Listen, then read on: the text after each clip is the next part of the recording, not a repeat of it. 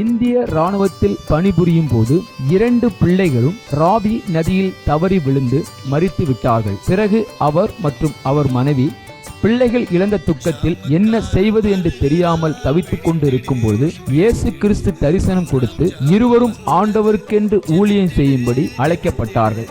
அவர்கள் செய்து வரும் சத்திய வேத ஆராய்ச்சி ஊழியம் ஆண்டவருடைய கிருபையால் வல்லமையாக நடைபெற்று வருகிறது. அவர்கள் கொடுக்கும் ஆண்டவருடைய வார்த்தையை நாம் கேட்போம்.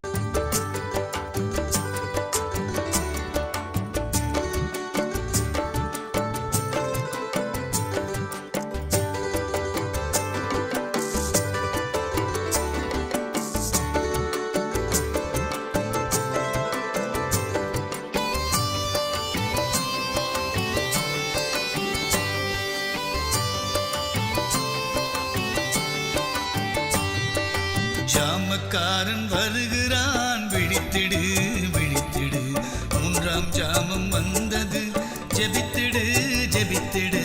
ஜாமக்காரன் வருகிறான், விழித்திடு விழித்திடு, 3ஆம் ஜாமம் வந்தது, ஜெபித்திடு ஜெபித்திடு. பரிசுத்த வசனத்தை தேடி நீயும் வாசி, படித்ததை மறவாமல் கருத்துடன் தியானி. பரிசுத்த வசனத்தை தேடி நீயும் வாசி, படித்ததை மறவாமல் கருத்துடன் தியானி. வார்த்தைகள் வல்லமையாய் ஞானமாய் பேசு, வாதைகள் வராது நம்பிக்கையே சாட்சி. வார்த்தைகள் வல்லமையாய் ஞானமாய் பேசு, வாதைகள் வராது நம்பிக்கையே சாட்சி. ஜாமக்காரன் வருகிறான், விழித்திடு விழித்திடு, 3ஆம் ஜாமம் வந்தது, ஜெபித்திடு ஜெபித்திடு.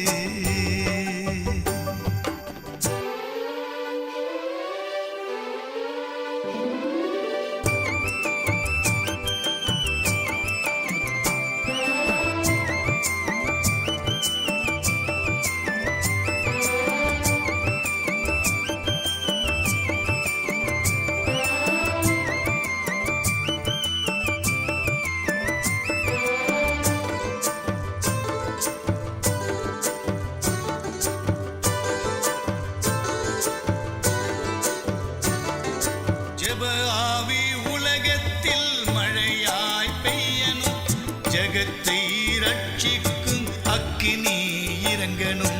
ஜெப ஆவி உலகத்தில் மழையாய் பெய்யணும், ஜகத்தை ரட்சிக்கும் அக்கினி இறங்கணும்.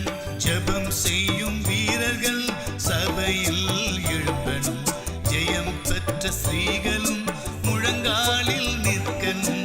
ஜெபம் செய்யும் வீரர்கள் சபையில் எழும்பணும், ஜெயம் பெற்ற ஸ்திரீகளும் முழங்காலில் நிற்கணும். ஜாமக்காரன் வருகிறான், விழித்திடு விழித்திடு, 3ஆம் ஜாமம் வந்தது, ஜெபித்திடு ஜெபித்திடு.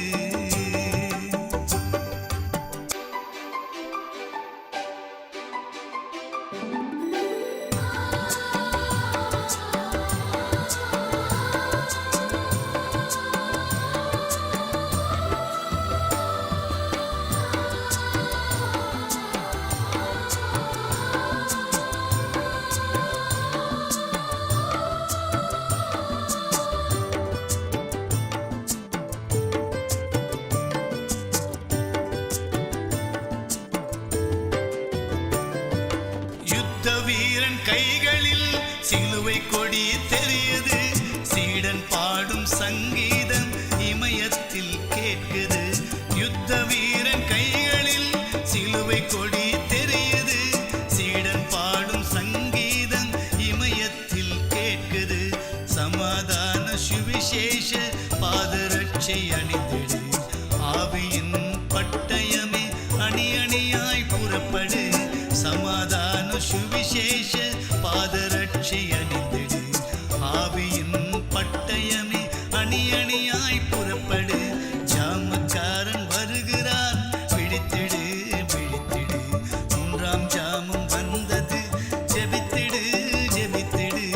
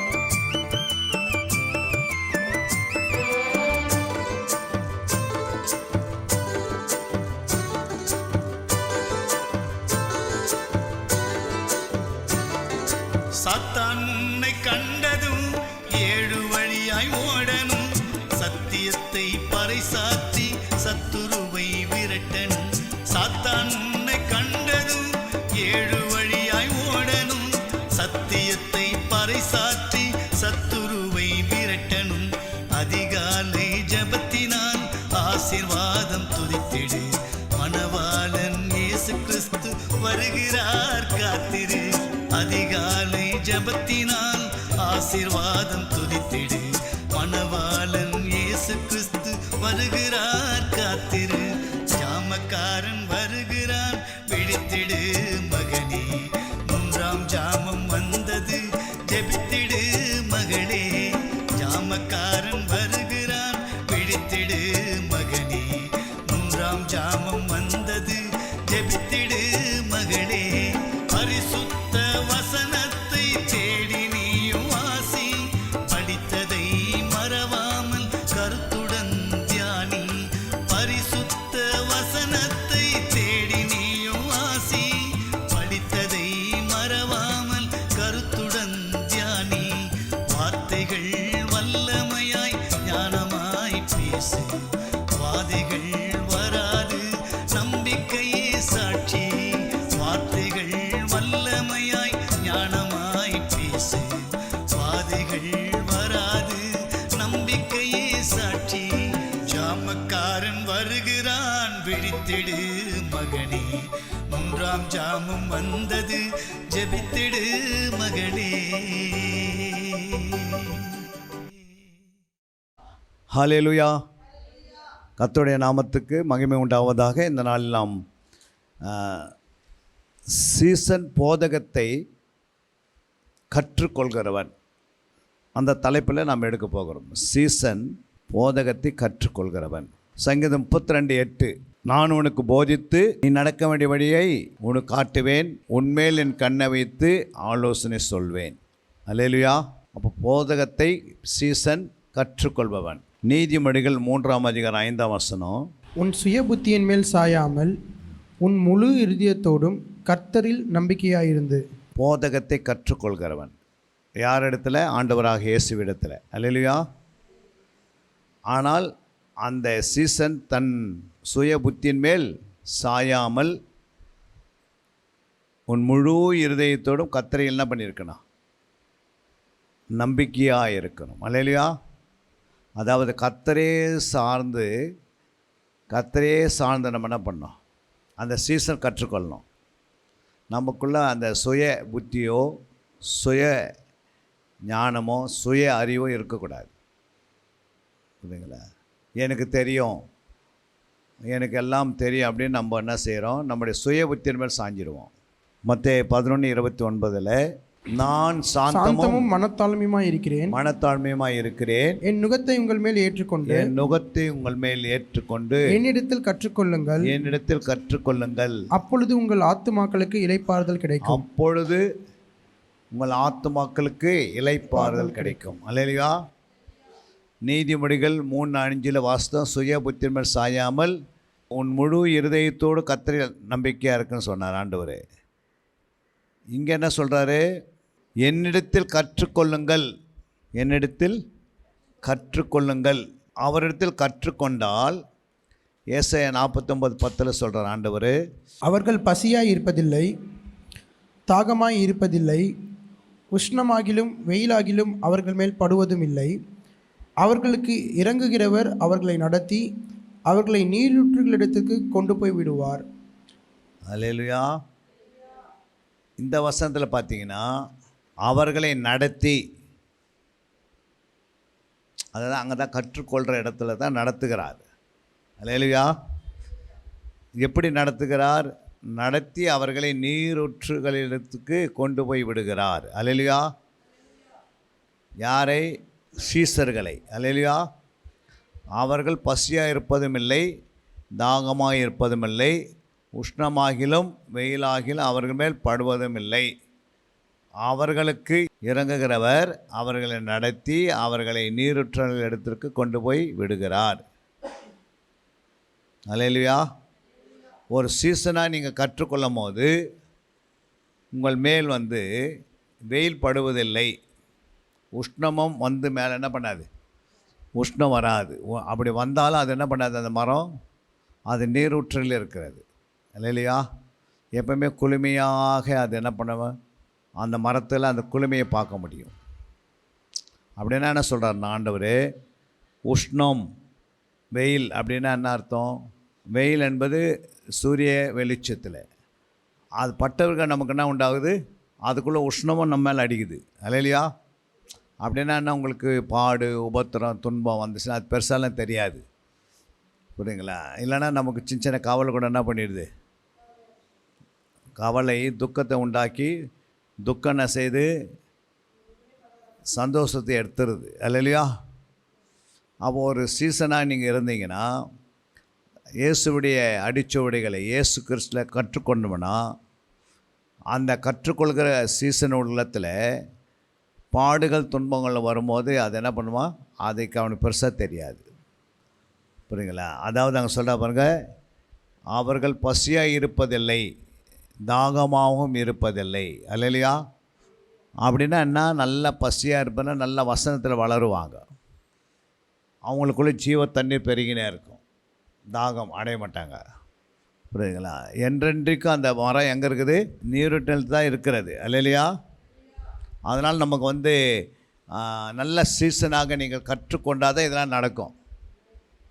புரியுங்களா? பணம் பொருள் உலகம் இதெல்லாம் கொஞ்ச நேரம் இருக்கும், திடீர்னு யாராவது நம்மக்கிட்ட தொலைஞ்சிச்சுன்னா அது பிறகு ஆத்மா என்ன ஆகிடுது, பலவீனம் ஆகிடுது. அல்லையா?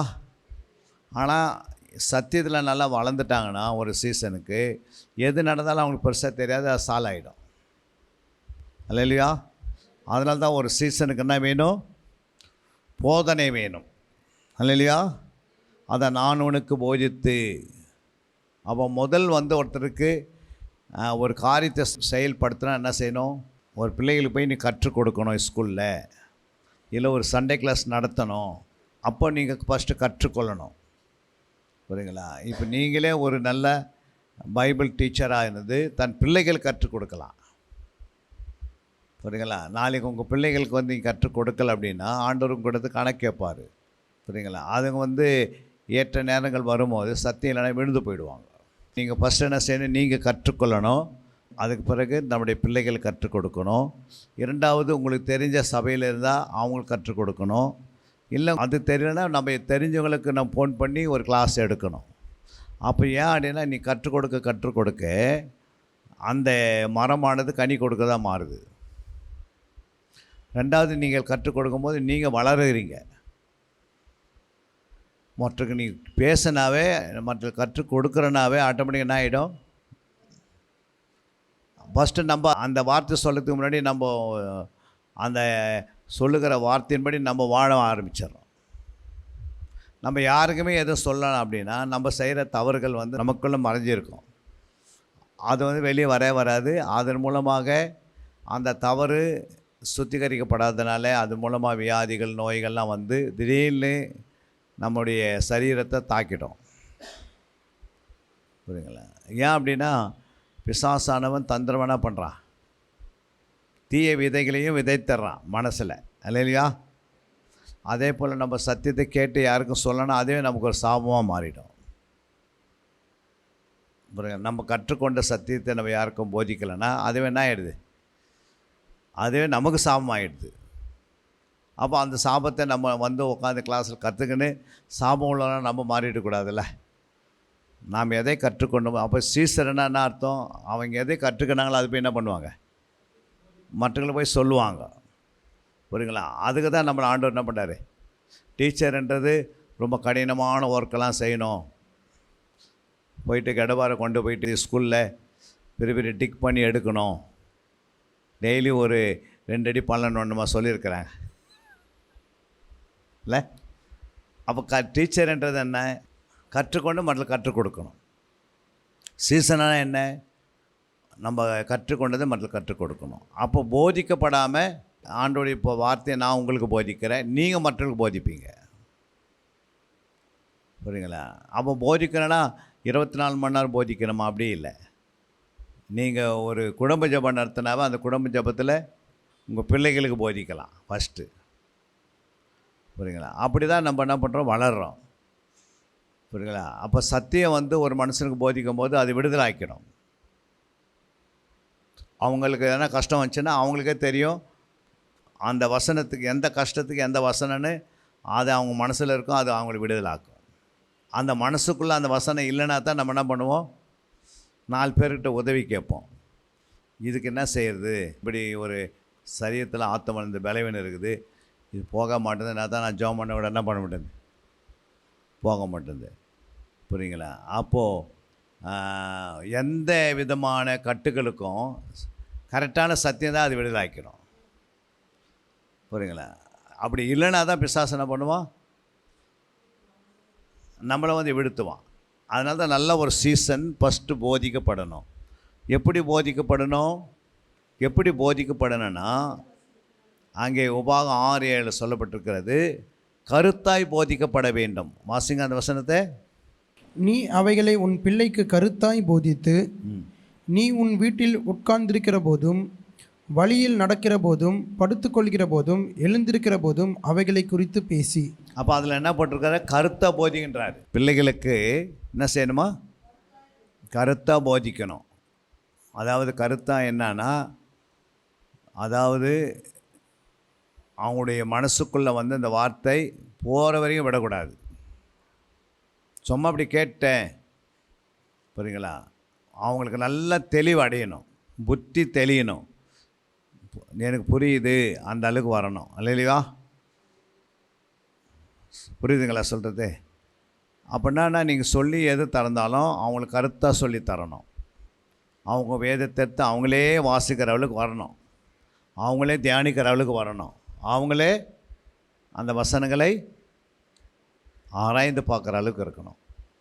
புரியுங்களா? அப்போது போதிக்கப்படும் போது நீங்கள் என்ன செய்வீங்க, அது எப்படி போதிக்கணும், கருத்தாய் போதிக்கணும். இல்லையா? அதே எபிரேயர் 13:7 சொல்கிறது, எவைகளை போதிக்கணும். அங்கே எபிரேயர் 13:7 தேவ வசனத்தை போதிக்கணும். முதல் தேவ வசனத்தை உங்களுக்கு போதித்து, உங்களை நடத்தினவர்களை நீங்கள் நினைத்து, அவர்களுடைய நடக்கையின் முடிவை நன்றாய் சிந்தித்து, அவர்களுடைய விசுவாசத்தை பின்பற்றுங்கள். அப்போது தேவ வசனத்தை என்ன செய்யணும், போதிக்கணும். புரியுங்களா? ஏன் போதிக்கணும் அப்படின்னா அவங்க வளருவாங்க. போதிக்கணும்னா என்னென்னா டீச்சிங், கற்றுக் கொடுக்கணும். புரியுங்களா? கற்றுக் கொடுக்க என்ன பண்ணுவாங்க, எல்லாத்தையும் அர்த்தங்களோடு சொல்லுவாங்க. புரியுங்களா? அர்த்தத்தோடு சொல்லும் போது என்ன உண்டாகும், அவங்களுக்கு கண்கள் திறக்கப்படும். ஏன் அப்படின்னா இந்த வேதம் வந்து ஒரு மனுஷனுக்குள்ளே போகலை அப்படின்னா சுபாவம் மாறாது, ஜென்ம சுபாவம் அப்படியே இருக்கும், சுய சுபாவம் அப்படியே இருக்கும். கடைசி வரைக்கும் அது அவங்களுக்கு வீக்னஸ் பாயிண்ட்டை கொண்டு வந்துடும், பலவீனத்தை கொண்டு வந்துடும். அப்போது நம்ம பலவீனமாக இருக்கிறது ஆண்டோடைய சித்தம் இல்லை. புரியுங்களா? அப்போது நம்ம வேதத்தை நீங்கள் கொஞ்சம் கொஞ்சமாக எடுத்து அதை மனசில் வைத்து அதை அந்த கருத்தை அறிஞ்சிக்கணும். அதுக்கு பிறகு அதை தியானித்திங்கன்னா அது கனி உருவாக்கும். தியானம் இருக்கணும். புரியுங்களா? நீங்கள் எந்த மைய வார்த்தை எடுத்தாலும் அந்த மைய வார்த்தை எடுத்து எனக்கு எழுதி அனுப்புறது வந்து பெருசு கிடையாது. ஆனால் அந்த மைய வார்த்தையை நீங்கள் தியானித்திருக்கணும், ஆராய்ந்து பார்த்துருக்கணும். 2 காரியம் செய்யணும். ஒன்று, அந்த மைய வார்த்தையை ஆராய்ந்திருக்கணும், 2வது தியானித்திருக்கணும். அது 2 வேலை செய்யணும். புரியுங்களா? ஒரு பொருளை வாங்குறீங்க, அந்த பொருள் அந்த எதுக்காக வாங்குறீங்களோ அது யூஸ் பண்ணால் தான் அதுக்கு என்ன உண்டாகுது. அதை யூஸ் பண்ணும்போது நம்ம அதை வாங்கின்னு வந்த பலனை அதில் அனுபவிக்கிறோம். புரியுங்களா? அதுபோல் வந்து நம்ம ஆண்டோடைய வார்த்தையை நம்முடைய ஆத்மாவில் யூஸ் பண்ணணும், நம்ம ஆவியில் யூஸ் பண்ணது.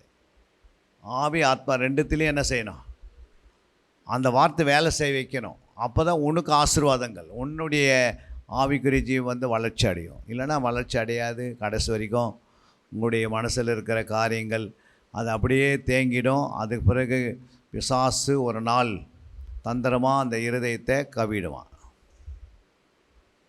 புரியுங்களா? பிசாசுக்கு தெரியும் நம்முடைய இருதயம் வந்து, ஆண்டவருக்கும் தெரியும், ஒருவேளை நமக்கு கூட தெரியாது நம்முடைய இருதயத்து குறித்து. புரியுங்களா? அது மனசில் யோசித்தா தான் தெரியும். ஆனால் பிசாசு இருதயத்துக்குள்ளே வந்து விதைக்கப்பட்ட வசனத்தில் என்ன செய்கிறான், அதை பறித்து கொள்கிறான். ஏன் அவன் பறித்து கொள்கிறான்னா, அந்த வசனம் வந்து நீங்கள் தியானித்துட்டிங்கன்னா இப்போ பிசாசுக்கு என்ன உண்டாகுது, பிசாசு பிடியில் இருக்கிறவங்களுக்கு போய் விடுதலாக்குவீங்க, வியாதிகளை குணமாக்குவீங்க. புரியுங்களா? பிசாசு எதெல்லாம் கட்டி வச்சுக்கிறான் அந்த கட்டெல்லாம் அவுத்து விடுவீங்க. வசனம் ஒன்று இல்லைன்னா அந்த வேலை செய்ய முடியாது. அதனால தான் கற்றுக்கொள்ளணும். அப்போ வேதத்தில் வந்து நிறைய காரியங்கள் கற்றுக்கொள்ளது இருக்கிறது. புரியுங்களா? வேதத்தில் நிறைய காரியம் இருக்கிறது. ஒரு நிலைத்திருப்பது அப்படின்னா எப்படி நிலைத்திருக்கணும், ஆண்டவருக்குள்ளே எப்படி நிலைத்திருக்கணும். யோவான் 15:7 வாசித்தீங்கன்னு நீங்கள் என்னிலும் நீங்கள் என்னிலும் என் வார்த்தைகள் உங்களிலும் என் நிலைத்திருந்தால் வார்த்தை உங்களிலும் நிலைத்திருந்தால் நீங்கள் கேட்டுக்கொள்வது எதுவோ அது உங்களுக்கு செய்யப்படும். நீங்கள் எதெல்லாம் கேட்கிறீங்களோ அதெல்லாம் உங்களுக்கு அவையெல்லாம் பெற்றுக்கொள்ள முடியும். புரியுங்களா? அப்போது நிலைத்திருக்கிறதுக்கு என்ன அர்த்தம்? அதை தான் ஆராய்ந்து பார்க்கறது. என்னது? நீங்கள் விடாத அது மேலேயே ஞாபகம் உங்களுக்குள்ளே அது ஆராய்ந்து அடிக்கடி பார்க்குறீங்க. நீங்கள் என்னிலும் என் வார்த்தை உங்களிலும் நிலைத்திருக்க வைக்கணும். அந்த இடத்துல வந்து அந்த இருதயத்தில் எங்கே நிலைத்திருக்கணும்? நம்முடைய ஆவிலும் வார்த்தை நிலைத்திருக்கணும், ஆத்மாவிலும் நிலைத்திருக்கணும், சரீரத்தில் நிலைத்திருக்கணும். அதில் முக்கியமான இடம் இருதயத்தில். புரியுங்களா? அந்த இருதயத்தில் ஆண்டவருடைய வார்த்தை நிலைத்திருந்தால், புரியுங்களா, அப்போ நிலைத்திருக்கும் போது என்னென்ன செய்ய முடியும்? அந்த நிலைத்திருந்தால் தியானம் பண்ணுவீங்க. ஏன்னா தியானம் எதுக்கு பண்ணுறோம்? அதாவது தியானம் எதுக்கு பண்ணுறோம்? கனி கொடுப்பதுக்காக. என்னது?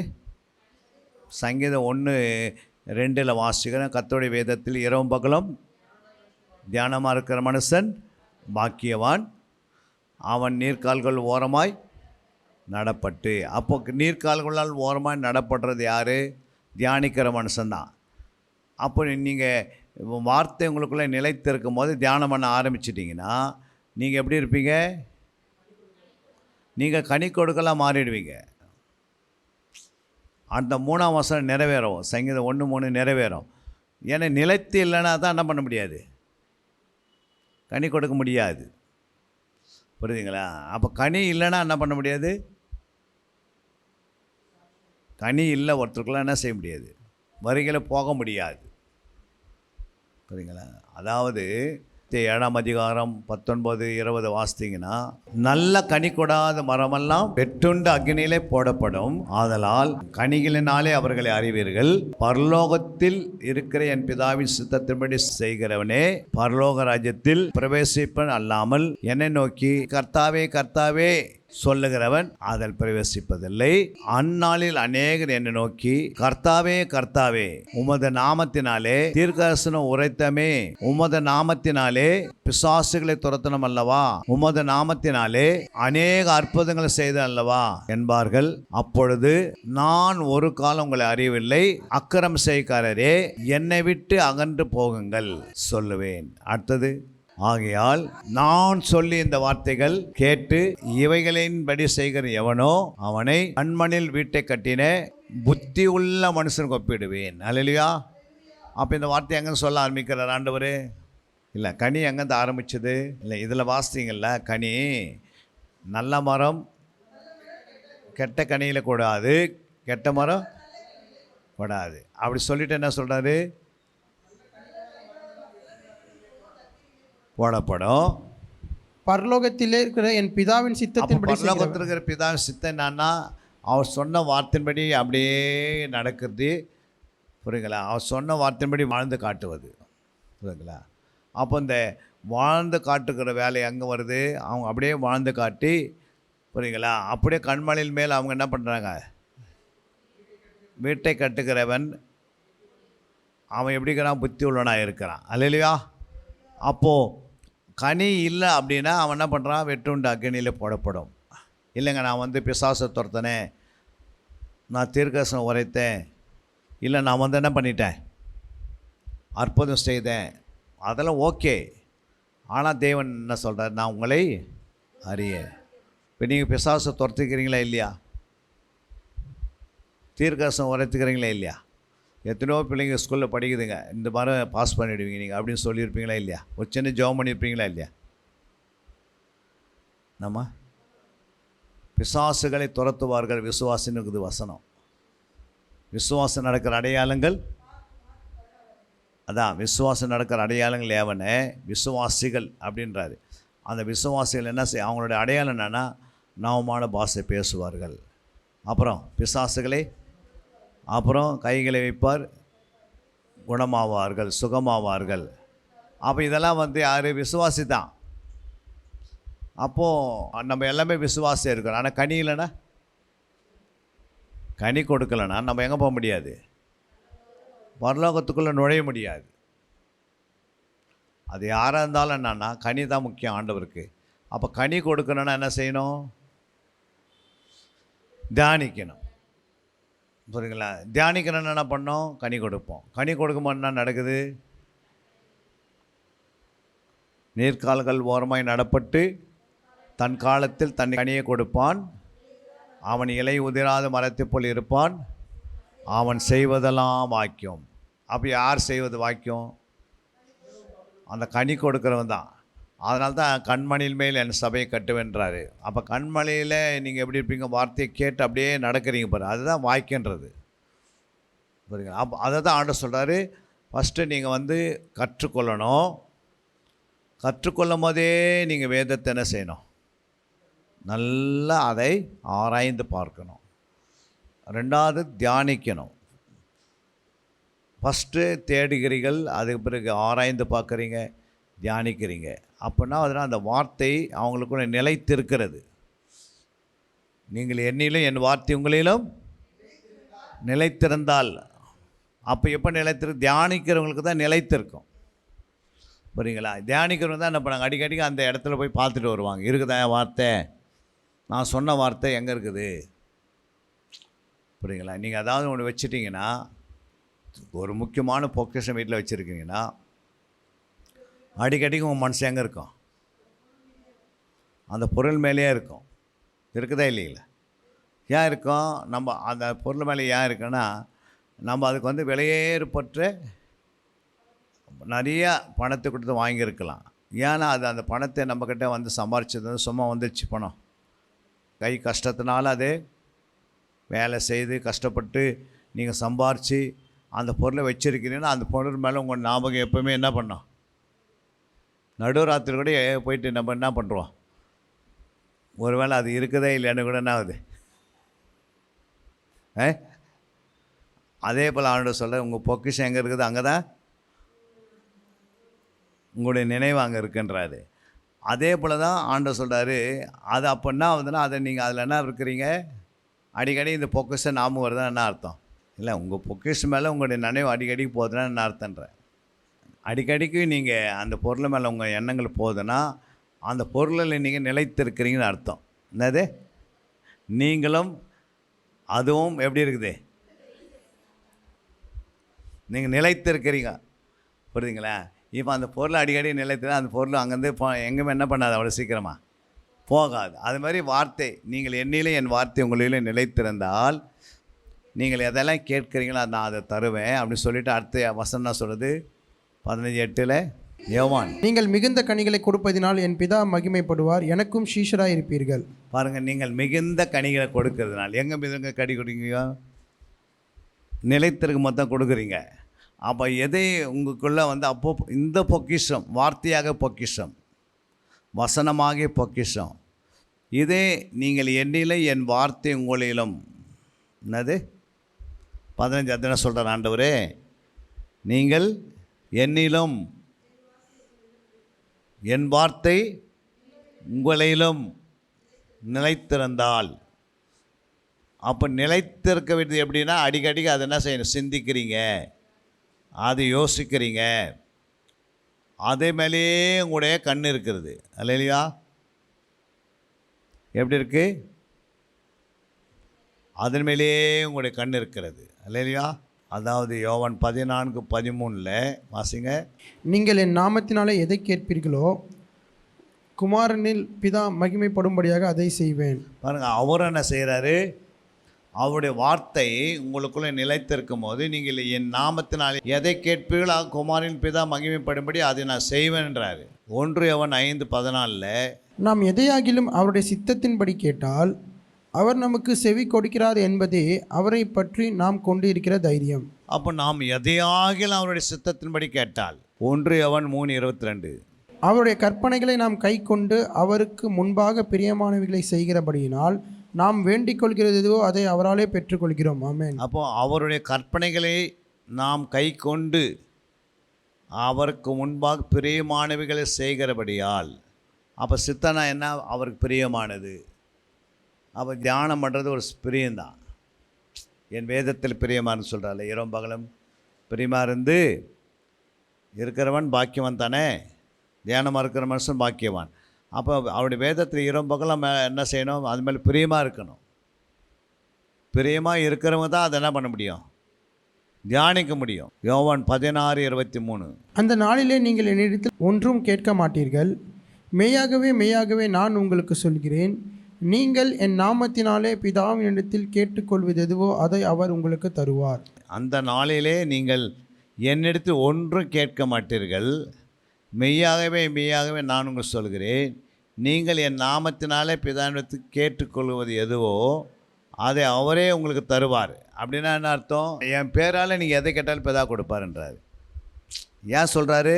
யோவான் 15:16 நம்ம வாசிக்கிறோம். நீங்கள் என்னை தெரிந்து கொள்ளவில்லை, நான் உங்களை தெரிந்து கொண்டேன்.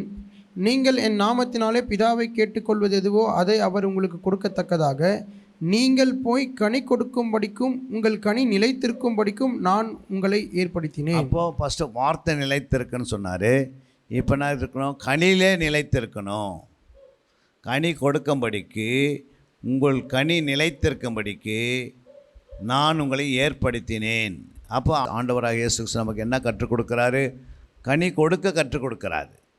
எதுக்கு போதிக்கிறார் அப்படின்னா, அந்த குழந்தை ஒரு நாள் அந்த பிள்ளை தாய் தகப்பனுடைய வார்த்தைக்கு அப்படியே கீழ்ப்படிக்கு தான் நம்ம என்ன பண்ணுறோம்? பிள்ளையை வளர்த்து கொண்டிருக்கும் போதே தப்பு பண்ண போதெல்லாம் சொல்லி சாரோம். இதை செய்யாமல் இதை செய்யாது இதை செய்யாதுன்னு. அப்போ அந்த பிள்ளை முதிர்ந்த வயது வரும்போது, இல்லை வாலிபனாக வரும்போது, அந்த பிள்ளை என்ன சொன்னாலும் தாய் தகப்பன்னு தட்டாது. இல்லையா? அதே அந்த பிள்ளைக்கு நீங்கள் இன்றைக்கி போதிக்கலைன்னா, சரியான போதனை தரல, குழந்தையிலேருந்து தரலைன்னா அது எப்படி இருக்கும்? ஒரு குறிப்பிட்ட நாள் வரும்போது அந்த தாய் தகப்பனுக்குடைய வார்த்தைக்கு அது என்ன பண்ணாது? கீழ்ப்படியாது. அப்போ தான் நம்ம என்ன சொல்கிறோம்? இந்த பிள்ளையை பெற்றதுக்கு நான் ஒரு கழுதியாவது பெற்றுந்தானே அது மேலே ஏறி உட்காந்து போவேன் சொல்கிறோமா இல்லையா? இல்லை, நிறைய பேர் சொல்கிறாங்கல்ல. அதாவது எந்த தாய் தன் பிள்ளையை குழந்தையை பெற்றெடுக்கிறது பெருசு இல்லை, புரியுங்களா? எல்லாமே குழந்தைகளை பெற்றெடுக்கிறாங்க. ஆனால் அதை உருவாக்குறது தான் கஷ்டம், புரியுங்க? எல்லாருக்குமே ஞானஸ்தானம் கொடுத்தது உண்மை. ஆனால் எல்லாமே பரலோகம் போவாங்களா? ஏன்னா உருவாக்கப்பட்டால் தான் போவாங்க. ஒரு நல்ல சீசனாக உருவாகலை அப்படின்னா, அவன் தன்னைத்தான் வெறுக்கலை அப்படின்னா அவன் எப்படி பரலோகத்துக்கு போவான்? ஞானஸ்தானம் எடுத்துட்டாங்க, அவங்க இஷ்டத்துக்கு அதே போல் வாழறாங்கன்னா அப்போ அந்த ஞானஸ்தானம் வேஸ்ட்டு தானே. ஒருத்தர்கிட்ட உடன்படிக்கை பண்ணிட்டா என்ன பண்ணோம்? தாலி கட்டியாச்சு. கணவர் தாலி கட்டின பிறகு அந்த தாலி என்ன செய்யணும்? அந்த தாலி கழுத்தில் நிலைத்து இருக்கணும்னா என்ன செய்யணும்? உறவு கரெக்டாக இருக்கணும், சொல்லு கரெக்டாக இருக்கணும், புரியுங்களா? நான் சொல்லிதான் நீ கேட்கணும், நீ சொல்ல நான் கேட்கணும், பிசாசனை பண்ணிவிடுவான். வெளியே உலகத்தில் செல்லும், உலகத்தில் எப்படின்னா இருக்கலாம். ஆனால் ஒருத்தர் இயேசுவை ஏற்றுக்கொண்ட பிறகு அவர் எழுதினபடி அந்த வீட்டில் அந்த வசனத்தின்படி அந்த மனைவி அதை தற்காக்கணும்னா கணவனுக்கு சொல்கிறதுக்கெல்லாம் என்ன பண்ணோம்? இப்போது அதே போல் தான் நம்ம ஆண்டவராக இயேசு நமக்கு ஞானஸ்தானம் கொடுத்துட்டா நம்ம மனவாட்டி ஆகிட்டார். மனவாட்டி மணவாளன்னு என்ன செய்யணும்? எப்படி ஒரு மனைவி கணவனோடு நிலைத்து இருந்தால் தான் அவங்க வாழ்க்கை எப்படி இருக்கும்? கடைசி வரைக்கும் நல்லா இருக்கும், புரியுதுங்களா? இல்லை நான் மணவாட்டி, இயேசு கிறிஸ்து மணவாளன்னு. இப்போ நம்மோட இயேசு உடன்படிக்கை பண்ணார் ஞானஸ்தானத்தில். நான் ஆண்டவர் சொல்கிறேன் நான் கேட்குறதில்ல, நான் சொல்கிறதா நீ கேட்கணும் ஆண்டவர் அப்படின்னு சொன்னால் அவர் கேட்பாரா? சட்டம் எப்படி இருக்குது? சட்டம் எப்படின்னா, பிள்ளைகளே பெற்றோருக்கு அப்படின்னு எழுதிட்டார். இல்லைங்க, பெற்றோர்கள்லாம் பிள்ளைக்கு கீழ்ப்படினா அப்படின்னா எப்படி இருக்கும்?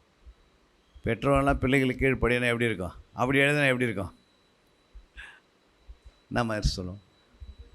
பைபிளை யாருமே என்ன பண்ண விட்டாங்க? பைபிளை யாராவது வாசிப்பாங்களா? அவன் வேதத்தை யாருமே வாசிக்க மாட்டாங்க. வேதத்தை யாருமே வாசிக்க மாட்டாங்க. ஏன் வாசிக்க மாட்டாங்கன்னா, வார்த்தை எப்படி இருக்குது? பிள்ளைகளே பெற்றோருக்கு கீழ்ப்படின்னு சொல்கிறது தான் வேதத்தை ஆண்டு எழுதினார். ஆனால் சட்டத்தை ஆண்டு திருப்பி எழுதுவாரா? எழுத மாட்டார். மனைவிகளே உங்கள் புருஷருக்கு கீழ்ப்படின்னு எழுதினார். ஆனால் மணவர்களாக மனைவி கீழ்ப்படின்னு எழுதினா எப்படி இருக்கும்? மணவாட்டிகளாம் இயேசுக்கு என்ன பண்ணணும்? மணவாளனுக்கு கீழ்ப்படியணும். இல்லைங்க மணவாட்டிக்கு தான் இயேசு கீழ்ப்படியணும் மணவாளன் அப்படின்னா என்ன ஆகுது? மணவாட்டிக்கு தான் மணமலன் கீழ்ப்படியணும் எடுத்துப்பார் ஆண்டவர்? ஏற்றுக்க மாட்டார். அப்படின்னா நம்ம தான் அவருக்குள்ளே மனைவி கணவனுக்குள்ளே நிலைத்திருக்கணும், பிள்ளைங்க பெற்றோர்களை நிலைத்திருக்கணும், ரட்சிக்கப்பட்ட பிள்ளைங்க கிறிஸ்துக்குள்ளே நிலைத்திருக்கணும். அப்போ தான் கிறிஸ்து என்ன பண்ணுவார்? கற்றுக் கொடுப்பார். கற்றுக் கொடுக்கும்போது என்ன நடக்குது? கனி கொடுப்போம். கற்றுக்கொள்ளனா கனி கொடுக்க முடியாது. ஏன்னா நம்ம என்ன செய்யிட்டோம்? அஸ்திபாரம் போடல. அஸ்திபாரம் போடாதனால தான் அஸ்திபாரம் என்ன செய்யுது? அடிக்கடிக்கு அஸ்திபாரம் அடிக்கடி என்னம்மா ஆகுது? அசையுது. புரியுங்களா? ஏன் அசையுது? ஸ்ட்ராங்காக இயேசு மேலே என்ன பண்ணல, அவருடைய வார்த்தையில் போட்டிருந்தா, அதை நிலைத்திருந்தால் அந்த அஸ்திபாரம் என்ன பண்ணாது? பிசாசால் அசைக்க முடியாது. இன்றைக்கி குடும்பத்தெல்லாம் அசைக்க வைக்கிறான் பிசாசுக்கு. அதுக்கு என்ன காரணம்? அந்த வீட்டுக்குள்ளே என்ன இல்லை? தேவ பயம் இல்லை. வார்த்தையில் நிலைத்திருந்தால், நீங்கள் என்னிலே என் வார்த்தை உங்களை நிலைத்திருந்தால் நீங்கள் எவைகளாம் கேட்கிறீர்களோ அதை தருவேன். நீங்கள் மிகுந்த கனி கொடுப்பதினால் பிதா என்ன பண்ணுவார்? மகிமைப்படுவார். அல்லேலூயா. நீங்கள் எனக்கு சீசராக இருப்பீர்கள். அப்போ இயேசு வந்து இந்த பூமியில் ஒரு ஆத்மாவுக்கு தன் இரத்தத்தினால் அவங்கள மீட்டெடுத்து அவங்களுக்கு வேத தேதி கையில் கொடுத்து ஆவியானவர் அனுப்பி கற்றுக் கொடுக்கறதுக்கு உதவி செய்து, அப்புறம் அந்த மணவாட்டி, அந்த விசுவாசியோ மணவாட்டியோ அவங்க மிகுந்த கனி கொடுக்கும் போது அப்போ பிதா மகிமைப்படுறாரு. நான் என் பிள்ளையை அமிச்சது கரெக்டாக அமிச்சேன், அவர் போய் அந்த வேலை செய்தனால்தான் இங்கே பூமியில் ஒருத்தர் கனி கொடுத்தா பரலோகத்தில் என்ன உண்டாகுது? பிதாவுக்கு மகிமை உண்டாகுது. நம்ம இங்கே கனி கொடுக்காத, நம்ம கனி கொடுக்காம, புரியுங்களா, இந்த உலக கனி கொடுத்துன்னு உலக கனியோடு நிலைத்தால் பிதா மகிமைப்படுவாரா? துக்கப்படுவார். ஏன் அப்படின்னா, ஆண்டவராக இயேசுவே ஒருத்தர் கனி கொடுக்கணுன்னா அதுக்கு என்ன வேலை செய்தார் இயேசு? பிதா என்ன பண்ணார்? பரலோகத்திலும் தன்னுடைய குமாரனை அனுப்பினார். அல்லேலூயா. குமாரன் வந்து என்ன பண்ணுறாரு? ரத்தத்தை சிந்துறாரு. புரியுங்களா? ஃபஸ்ட்டு ரத்தத்தை சிந்தி பாவ தண்டனையிலேருந்து நம்மளை மீட்டு எடுக்கிறார். நமக்கு ஒரு தண்டனை இருந்தது. அது என்ன தண்டனை? என்ன தண்டனைமா? நரக தண்டனை. ஏன் நரகம் இருக்குதுன்னா, நம்ம என்னைக்கு மறித்தாலும் நரகத்துக்கு போயிடுவோன்னு, புரியுங்களா, ஒரு சட்டம் இருக்குது பைபிளில். புரியுங்களா? இயேசு ஏற்றுக்கொள்ளாத வரைக்கும் அவங்களுக்கு மறித்த பிறகு அந்த ஆத்மா எங்கே போனோம்? நரகத்துக்கு போயிடும். அதுதான் தண்டனை. அப்போ அந்த நரக தண்டனை எல்லார் மேலும் விழுந்துடுச்சு. ஏன்னா எல்லாமே துர்குணத்தில் தான் பிறந்தாங்க. அப்போ துர்குணத்தில் பிறந்தவங்களுக்கு எல்லாருக்கும் என்ன இருக்குது? நரகன்னு ஒன்று ஆயத்தமாயிடுச்சு. ஏன்னா பிசாசுடைய வித்து தான் என்ன உண்டாச்சு? அங்கே உருவாச்சு. ஒவ்வொரு தாயின் கருவில் என்ன உருவாச்சு? துர்குணத்தில் என் தாயின் கருவில் நான் எப்படி உருவாங்கினேன்? அப்போ துர்குணம் இயேசு குணமாக அது? அப்போ எல்லாம் எப்படி உருவாங்க? பிசாசு சந்ததியாக நம்ம பிறக்கிறோம். அதை வந்து அவங்க அடைப்பு சித்தம். அப்போ எல்லாருமே எப்படி பிறந்துட்டோம்? துர்குணத்தில், தாயின் கருவில் துர்குணத்தில் உருவாகப்பட்டு, அப்புறம் கர்ப்பம் தரிக்கப்பட்டு, அப்புறம் பிறக்கப்பட்டு இந்த பூமியில் என்ன பண்ணிட்டோம்? வாழ்ந்து கொண்டு வந்தோம். இப்போ பிதா அனுப்புகிறார் தன் குமாரனை. என்ன செய்கிறாரு? பிதா அனுப்பி தான் ரத்தம் சிந்துறாரு. ரத்தம் சிந்தும் போது அந்த நரக தண்டனை என்ன ஆகுது? அந்த நரக தண்டனையிலேருந்து நம்மளை தூக்கி எடுக்கிறார் மேலே. அதுக்கு பார்த்தா ஞானஸ்தானம். அல்லேலூயா. அதுக்கு பார்த்தா ரட்சிப்பு. அப்போ நரக தண்டனையிலேருந்து நம்மளை தூக்கி எடுத்துன்னு வந்து மேலே வச்சுட்டாரு.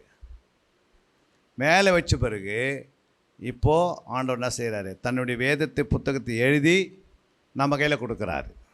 அல்லேலூயா. நம்ம கையில் கொடுத்துட்டு இதை நம்மளால் படித்தாலும் புரிஞ்சுக்கொள்ள முடியலைன்னு சொல்லிட்டு போய் தேட்டரில் நான் அனுப்புகிறாரு. என்ன செய்யுங்க? அவர் சொல்கிறாரு, நான் இல்லாமல் நீங்கள் என்ன பண்ணுவது? ஒன்றும் செய்ய முடியாது. யார்? ஏசு இல்லாமல் நம்ம யாரும் செய்ய முடியுமா? எதுவும் செய்ய முடியாது. அப்போ அவர் ஏசு என்ன பண்ணுறாரு? தன்னுடைய வேதத்தை கையில் எழுதி நம்ம கையில் கொண்டு வராரு. போயிட்டு நான் போய் என்ன பண்ணுறேன்? தேட்டரில் நான் அனுப்புகிறேன். அவர் வந்து என்ன செய்வார்? சகல சத்தியத்துக்குள்ளே வழி நடத்துவார். இப்போ சகல சத்தியத்தில் சரி, நான் உனக்கு போதித்து நீ நடக்க வேண்டிய வழியை உனக்கு காட்டுவேன், உண்மையில் என் கண்ணை வைத்து ஆலோசனை சொல்வேன். அப்போ நான் உனக்கு போதித்து, யார்? ஆவியானவர். ஆவியன் தான் என்ன பண்ணுறாரு? போதிக்கிற வேலை. புரியுங்களா? போதித்த பிறகு உன்னை நடக்க வைக்கிற வேலை யார்? பிதாவுடைய வேலை. என்னது? நான் உனக்கு போதித்து நீ நடக்க வேண்டிய வழியை காட்டுவேன். அல்லேலூயா. அப்போ ஆவியானவர் எப்படி நடக்கணும் அப்படின்னா, பரலோகத்தை நோக்கி நடக்கணும், மேலானவைகளை நோக்கி நடக்கணும், பூமிக்குருவிகள் அல்ல. பரலோகத்துக்குரிய நம்ம எப்படி இருக்கணும்? மேலானவைகளே எப்பவுமே என்ன செய்யணும்? நாடிக்கினே இருக்கணும். அப்போது இயேசு என்ன பண்ணிட்டாரு? தேற்றவல்லனை அனுப்பி தேற்றவல்லனை சேர்ந்து நமக்கு போதித்து நீ நடக்க வேண்டிய வழியை உனக்கு காட்டி உண்மையில் என் கண் வைத்து அப்படின்னா பிதா என்ன பண்ணுறாரு? அவருடைய கண் நம்ம மேலே எப்பவுமே இருக்கும். கண் வைத்து நமக்கு என்ன பண்ணுறாரு? ஆவியானவர் மூலமாக ஆலோசனை கொடுத்துனே இருக்கிறாரு. எதுக்கு? உன்னை கனி கொடுக்கலை, என்ன நீ எப்படி இருக்கிற? விதை முளைத்து எழும்புது, உடனே செடி என்ன ஆயிடுது? விதை முளைத்து எழும்பின பிறகு முள்ளோ இல்லை வடியாருகோ இல்லை கற்பாரியோ, அப்போது விடுற விதை எங்கே விழுது? நம்முடைய நிலம் இருதயமாக நிலம் எப்படி இருக்குது? பண்படுத்தப்படாத ஒரு நிலமாக இருக்கனால எவ்வளோ வசனம் கேட்டாலும் என்ன ஆகுறதில்ல. அது அந்த இருதயன்றது எப்படி இருக்குன்னா கற்பாரியாக இருக்கிறது, ரொம்ப கடினமான இருதயமாக இருக்கிறது. ரெண்டாவது சிலருடைய இருதயம் எப்படி இருக்குது? பல பிரச்சனைங்க. அதாவது வந்த கிளாஸில் உட்காரும் போதே உலகம் வீடு தான் தெரியுது கண்ணுக்கு. அல்லேலூயா. அவனுடைய இருதயத்தில் என்ன இருக்குது? அப்படியே ஃபுல்லாக பிரச்சனையாக இருக்குது. புரியுங்களா? அடுத்தது இன்னொருத்தருடைய இருதயம் எப்படி இருக்குது? எப்பவுமே அவங்க வந்த வழியே யோசித்து நிற்பாங்க. வழி அறிக்கையாக இருக்குதுல்ல. அப்போது எந்தெந்த வழிக்கு போனோம், ஐயோ அந்த வழியை விட்டுட்டு இங்கே வந்து உட்காந்துக்கிறனே, இந்த வழியை விட்டுட்டு அங்கே உட்காந்துருக்குறனே. அப்போ அந்த வழி அறிக்கை அந்த மனுஷெல்லாம் நினைப்பாங்க, அந்த வழியில் வந்தாங்க பாருங்கள், யாரெல்லாம் பேசுகிறாங்க, இங்கே வந்து அதை யோசித்து நிற்பாங்க. ஏன் அப்படின்னா அந்த வசனம் உள்ளே போகாதபடிக்கு பிசாசு அந்த வேலையை செய்வான். அப்போ சர்ச்சுக்குள்ளே நுழையும் போது இப்படி ஒரு 3 கூட்டம் உள்ளே உட்காந்துருந்தா என்ன வருது? என்ன ஆகும்? ஐயோயோ நான் வழியாக இருக்கே, அவர் மிஸ் பண்ணிட்டு வந்துட்டேன். புரியுங்களா? அவர் என்னை கூப்பிட்டாரு, இந்த வரேன்னு சொல்லிட்டு நான் இங்கே வந்து உட்காந்துக்கிறேனே, எப்போ முடிய போகுது சர்ச்சு அப்படின்ட்டு என்ன பண்ணுவாங்க? அதே நினைவில் இருப்பாங்க. அப்போது அந்த வசனம் என்ன பண்ணாது? உள்ளக்கிரியை செய்யாது. அவன் முடிச்சுட்டு போயிட்ட பிறகு அப்போது இதெல்லாம் நடந்து கொண்டிருக்கிற நேரத்தால் தான் ஆண்டவர் என்ன சொல்கிறாரு? புரியுங்களா? நல்ல கனி கொடாத மரம் அப்படின்றாரு. அடுத்து என்ன சொல்கிறாரு? நல்ல மரம் நல்ல கனியை கொடுக்கும், கெட்ட மரம் அப்படி சொல்லிட்டு டக்கு என்ன பண்ணுறாரு? கனியை சொல்லி முடிச்சுட்டு பிதாவின் சித்தத்தை அப்படின்றாரு. என்னது? பிதாவின் சித்தத்தை நம்ம யார் செய்கிறான்னு பண்ணுங்க, அவன் தான் உள்ளே போக முடியும். பிதாவின் சித்தம் என்ன? கனி கொடுக்கணும். கனி இல்லை அப்படின்னா நீ எவ்வளோ பிசாசை துரத்தினாலும் அர்த்தம் இல்லை. 1000 பிசாசை நான் துரத்திட்டு வந்துட்டு நான் கனி கொடுக்காதது என் வாழ்க்கை எப்படி இருக்கும்? 1000 தீர்க்கதரிசனம் உரைத்து நான் கனி கொடுக்கலாம் எப்படி இருக்கும்? அந்த கனி இருந்தால் தான் பிதாவை மகிமைப்படுறாருல. அதாவது வார்த்தையில் நிலைத்திருக்கணும். என்னது? நீங்கள் என்னிலும் என் வார்த்தை என்னென்னா அவருடைய வார்த்தையில் தேடி கண்டுபிடிச்சி அந்த வார்த்தை எங்கே இருக்குது? என் வார்த்தை. பைபிளில் நிறைய இடத்துல இயேசுவின் வார்த்தை இருக்கிறது, அது உயிர்ப்பிக்கிற வார்த்தையாக இருக்குது. புரியுங்களா? அந்த வார்த்தையை எடுத்து நம்ம என்ன பண்ணுமா? அதை வந்து அடிக்கடி நினைக்கணும். ஏன் அப்படி நினைக்கணும்னா, நீங்கள் இப்போது உங்களுடைய அதிகமான பொக்கிஷத்தை உங்ககிட்ட வச்சுருந்தீங்கன்னா அடிக்கடி என்ன பண்ணுறோம்? எங்கே போனாலும் என்ன பண்ணுறோம்? ஒரு 2 நாள் எங்கன்னா டூருக்கு போனால் கூட அங்கேருந்து என்ன பண்ணுறோம்? சீக்கிரம் வரையிலன்னா அது இருக்குதா இல்லைன்னு பாருங்கள் அப்படின்ட்டு கூட என்ன பண்ணுறோம்? செக் பண்ணுறோம். ஏன்னா நினைவு எங்கே இருக்குது? அந்த பொக்கிஷமத்தில் இருக்குது. அதே போல் தான் ஆண்டவர் சொல்கிறாரு, நான் கொடுத்த வார்த்தையின் மேலே நீங்கள் என்ன பண்ணணும்?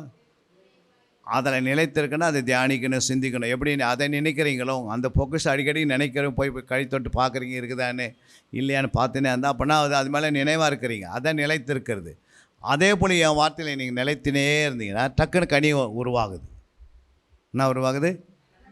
கனி உருவாங்கின பிறகு இப்போ என்ன பண்ணுறாரு? 15:8 பிதா என்ன பண்ணுறாரு?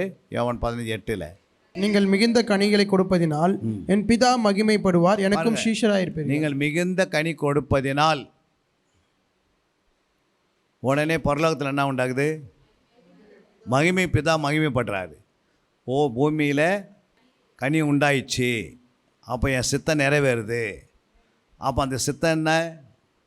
கெட்சமனே தோட்டத்தில் சொல்கிறார் ஆண்டவர், பிதாவே உம்முடைய சித்தமானால் இந்த பாத்திரம், அப்படி சொல்லிவிட்டு அப்புறம் என்ன சொல்கிறார், உன் சித்தமாகவே இருக்கட்டும், என் சித்தம் வேணாம் ஆண்டவரே. அப்போ அந்த சித்தம் நிறைவேறத்துக்கு அவர் போய் என்ன பண்ணுற, சிலுவைக்கு போகிறாரு. சிலுவைக்கு போயிட்டு வந்து வார்த்தையை எழுதி கொடுக்குறாரு. அந்த வார்த்தையை போதிக்க ஆவியானவர் வராரு. ஆவியன் வந்து போதிக்கிறாரு. போதிக்கும் போது நீங்கள் என்னிலும் என் வார்த்தை உங்களை நிலைத்திருந்தால், அப்போ அந்த வார்த்தை நிலைத்திருக்கும்போது தியானிக்கிறீங்க. தியானிக்கும் போது கனி கொடுக்குறீங்க. இப்போ பிதா மகிமைப்படுறாரு, நீங்கள் எனக்கு சீசராக மாறுறீங்க. புரியுங்களா? அப்போ என் வேலை பூமியில் நடக்க ஆரம்பிச்சிச்சு. பரலோக ராஜ்யம் கட்டப்படுது இப்போது பூமியில். அல்லேலூயா. அப்போ பரலோக ராஜ்யம் கட்டுறதுக்கு தான் எங்கே வந்தார் இயேசு? பூமிக்கு வந்தார். இந்த உலகத்தில் 3 ராஜ்யம் இருக்குது. 1 பரலோக ராஜ்யம், 2 மனித ராஜ்யம், அதாவது மக்கள் ராஜ்யம், 3வது பிசாசன் ராஜ்யம். நம்ம எந்த ராஜ்யத்துக்குள்ளே இருக்கிறோம்? நம்ம எந்த ராஜ்யத்தில் இருக்கிறோம்? நம்ம பரலோக ராஜ்யத்தில் ஏற்கனவே உள்ளே போயிட்டோம். அதை ஆண்டவன் சொன்னார், தேவனுடைய ராஜ்யம் புசிப்போம் குடிப்போம் அல்ல, அது நீதியும் சமாதானமும் பரிசுத்த ஆவியில் உண்டாகிற சந்தோஷமாக இருக்கிறது. அப்போ நம்ம தேவனுடைய ராஜ்யத்துக்குள்ளே இருக்கிறோம். அப்போ தேவனுடைய ராஜ்யத்துக்குள்ளே இருக்கிறவங்க எப்பவுமே என்ன செய்யணும்? நீதி செய்யணும். என்ன செய்யணும்? நீதி வெளிப்படணும். எங்கே? வீட்டை விட்டு வெளியே போகும்போது நீதி இருக்கணும். வீட்டுக்குள்ளே வரும்போது என்ன இருக்கணும்? சமாதானம் இருக்கணும். குடும்பத்தில் வீட்டை விட்டு நீ தனியாக இருக்கிறீங்க, அப்போ உங்களுக்கு சந்தோஷம் இருக்கணும். சந்தோஷம் வந்து எல்லாம் ஒரே நேரத்தில் சந்தோஷப்பட மாட்டாங்க. எல்லாம் இருக்கிற இடத்துல சமாதானம் இருக்கும். தனியாக ஒருத்தர் தனியாக நின்னாங்கன்னா அவருக்கு சந்தோஷம் இருக்கும். புரியுங்களா? அந்த மனுஷன் வீட்டை விட்டு வெளியே போனால் அவங்க என்ன இருக்கணும்? நீதி இருக்கணும். யார் என்ன இருக்கணும்? அப்போ தேவனுடைய ராஜ்யம் கட்டுப்பட்டுருக்குது பூமியில். நீதியை செய்கிறோம். இந்த பூமியில் யாரோ ஒருத்தர், என் பிள்ளைங்க இருக்கிறாங்க, அவங்க அந்த வேலை ஸ்தானத்தில் எஜமானுக்கு என்ன பண்ணுறாங்க? எஜமானுக்கு அங்கே சொல்கிறாரு, நீங்கள் எப்படி கிறிஸ்து கீழ்ப்படுகிறீங்களோ அதே போல் மாம்சமாக இருக்கிற எஜமானுங்களுக்கு என்ன பண்ணுங்கள்? கீழ்ப்படிங்க. அப்போ மனுஷ ராஜ்யத்துக்கும் தன்னுடைய பரலோக ராஜ்யம் கீழ்ப்படியுது. நீங்கள் ஏன்னா அந்த இடத்துல ஒர்க் பண்ணுறீங்க. அப்போ அவங்க சொல்கிறதெல்லாம் நீங்கள் கேட்குறதுக்கு பேர் என்ன?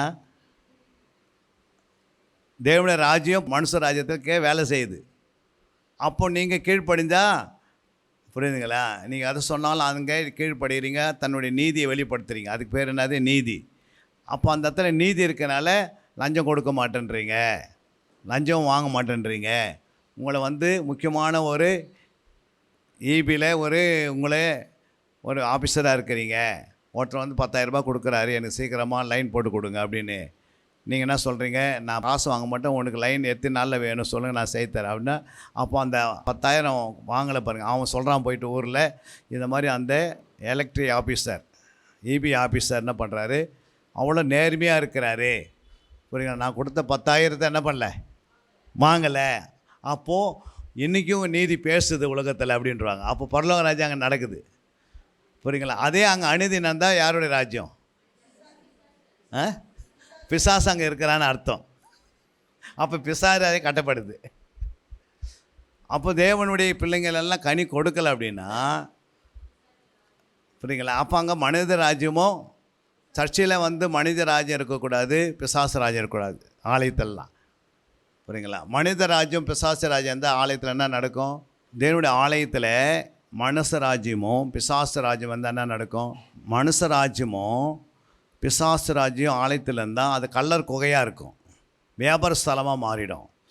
புரியுங்களா? அந்த இடத்துல வந்து என்ன, ஆண்டவர் இருக்க மாட்டார். பார்த்துக்கிறீங்களா? நிறைய சர்ச்சைகளில் வந்து அந்த சர்ச்சையில் வந்து வியாபாரம் பண்ணிருப்பாங்க சிலவங்க, பண்ணுறாங்களே இல்லையா? அந்த பணத்தை வியாபாரம் பண்ணி என்ன பண்ணுவாங்க சொல்லுங்கள்? ஒரு பொருள் வந்து 5 ரூபா இல்லை, 5 ரூபா பொருளை 2,000 ரூபாய்க்கு வாங்கின்னு வருவாங்க ஏழை விட்டு. புரியுங்களா? அது வந்து துரோகமாக இல்லை, அது பரிசுத்தமாக.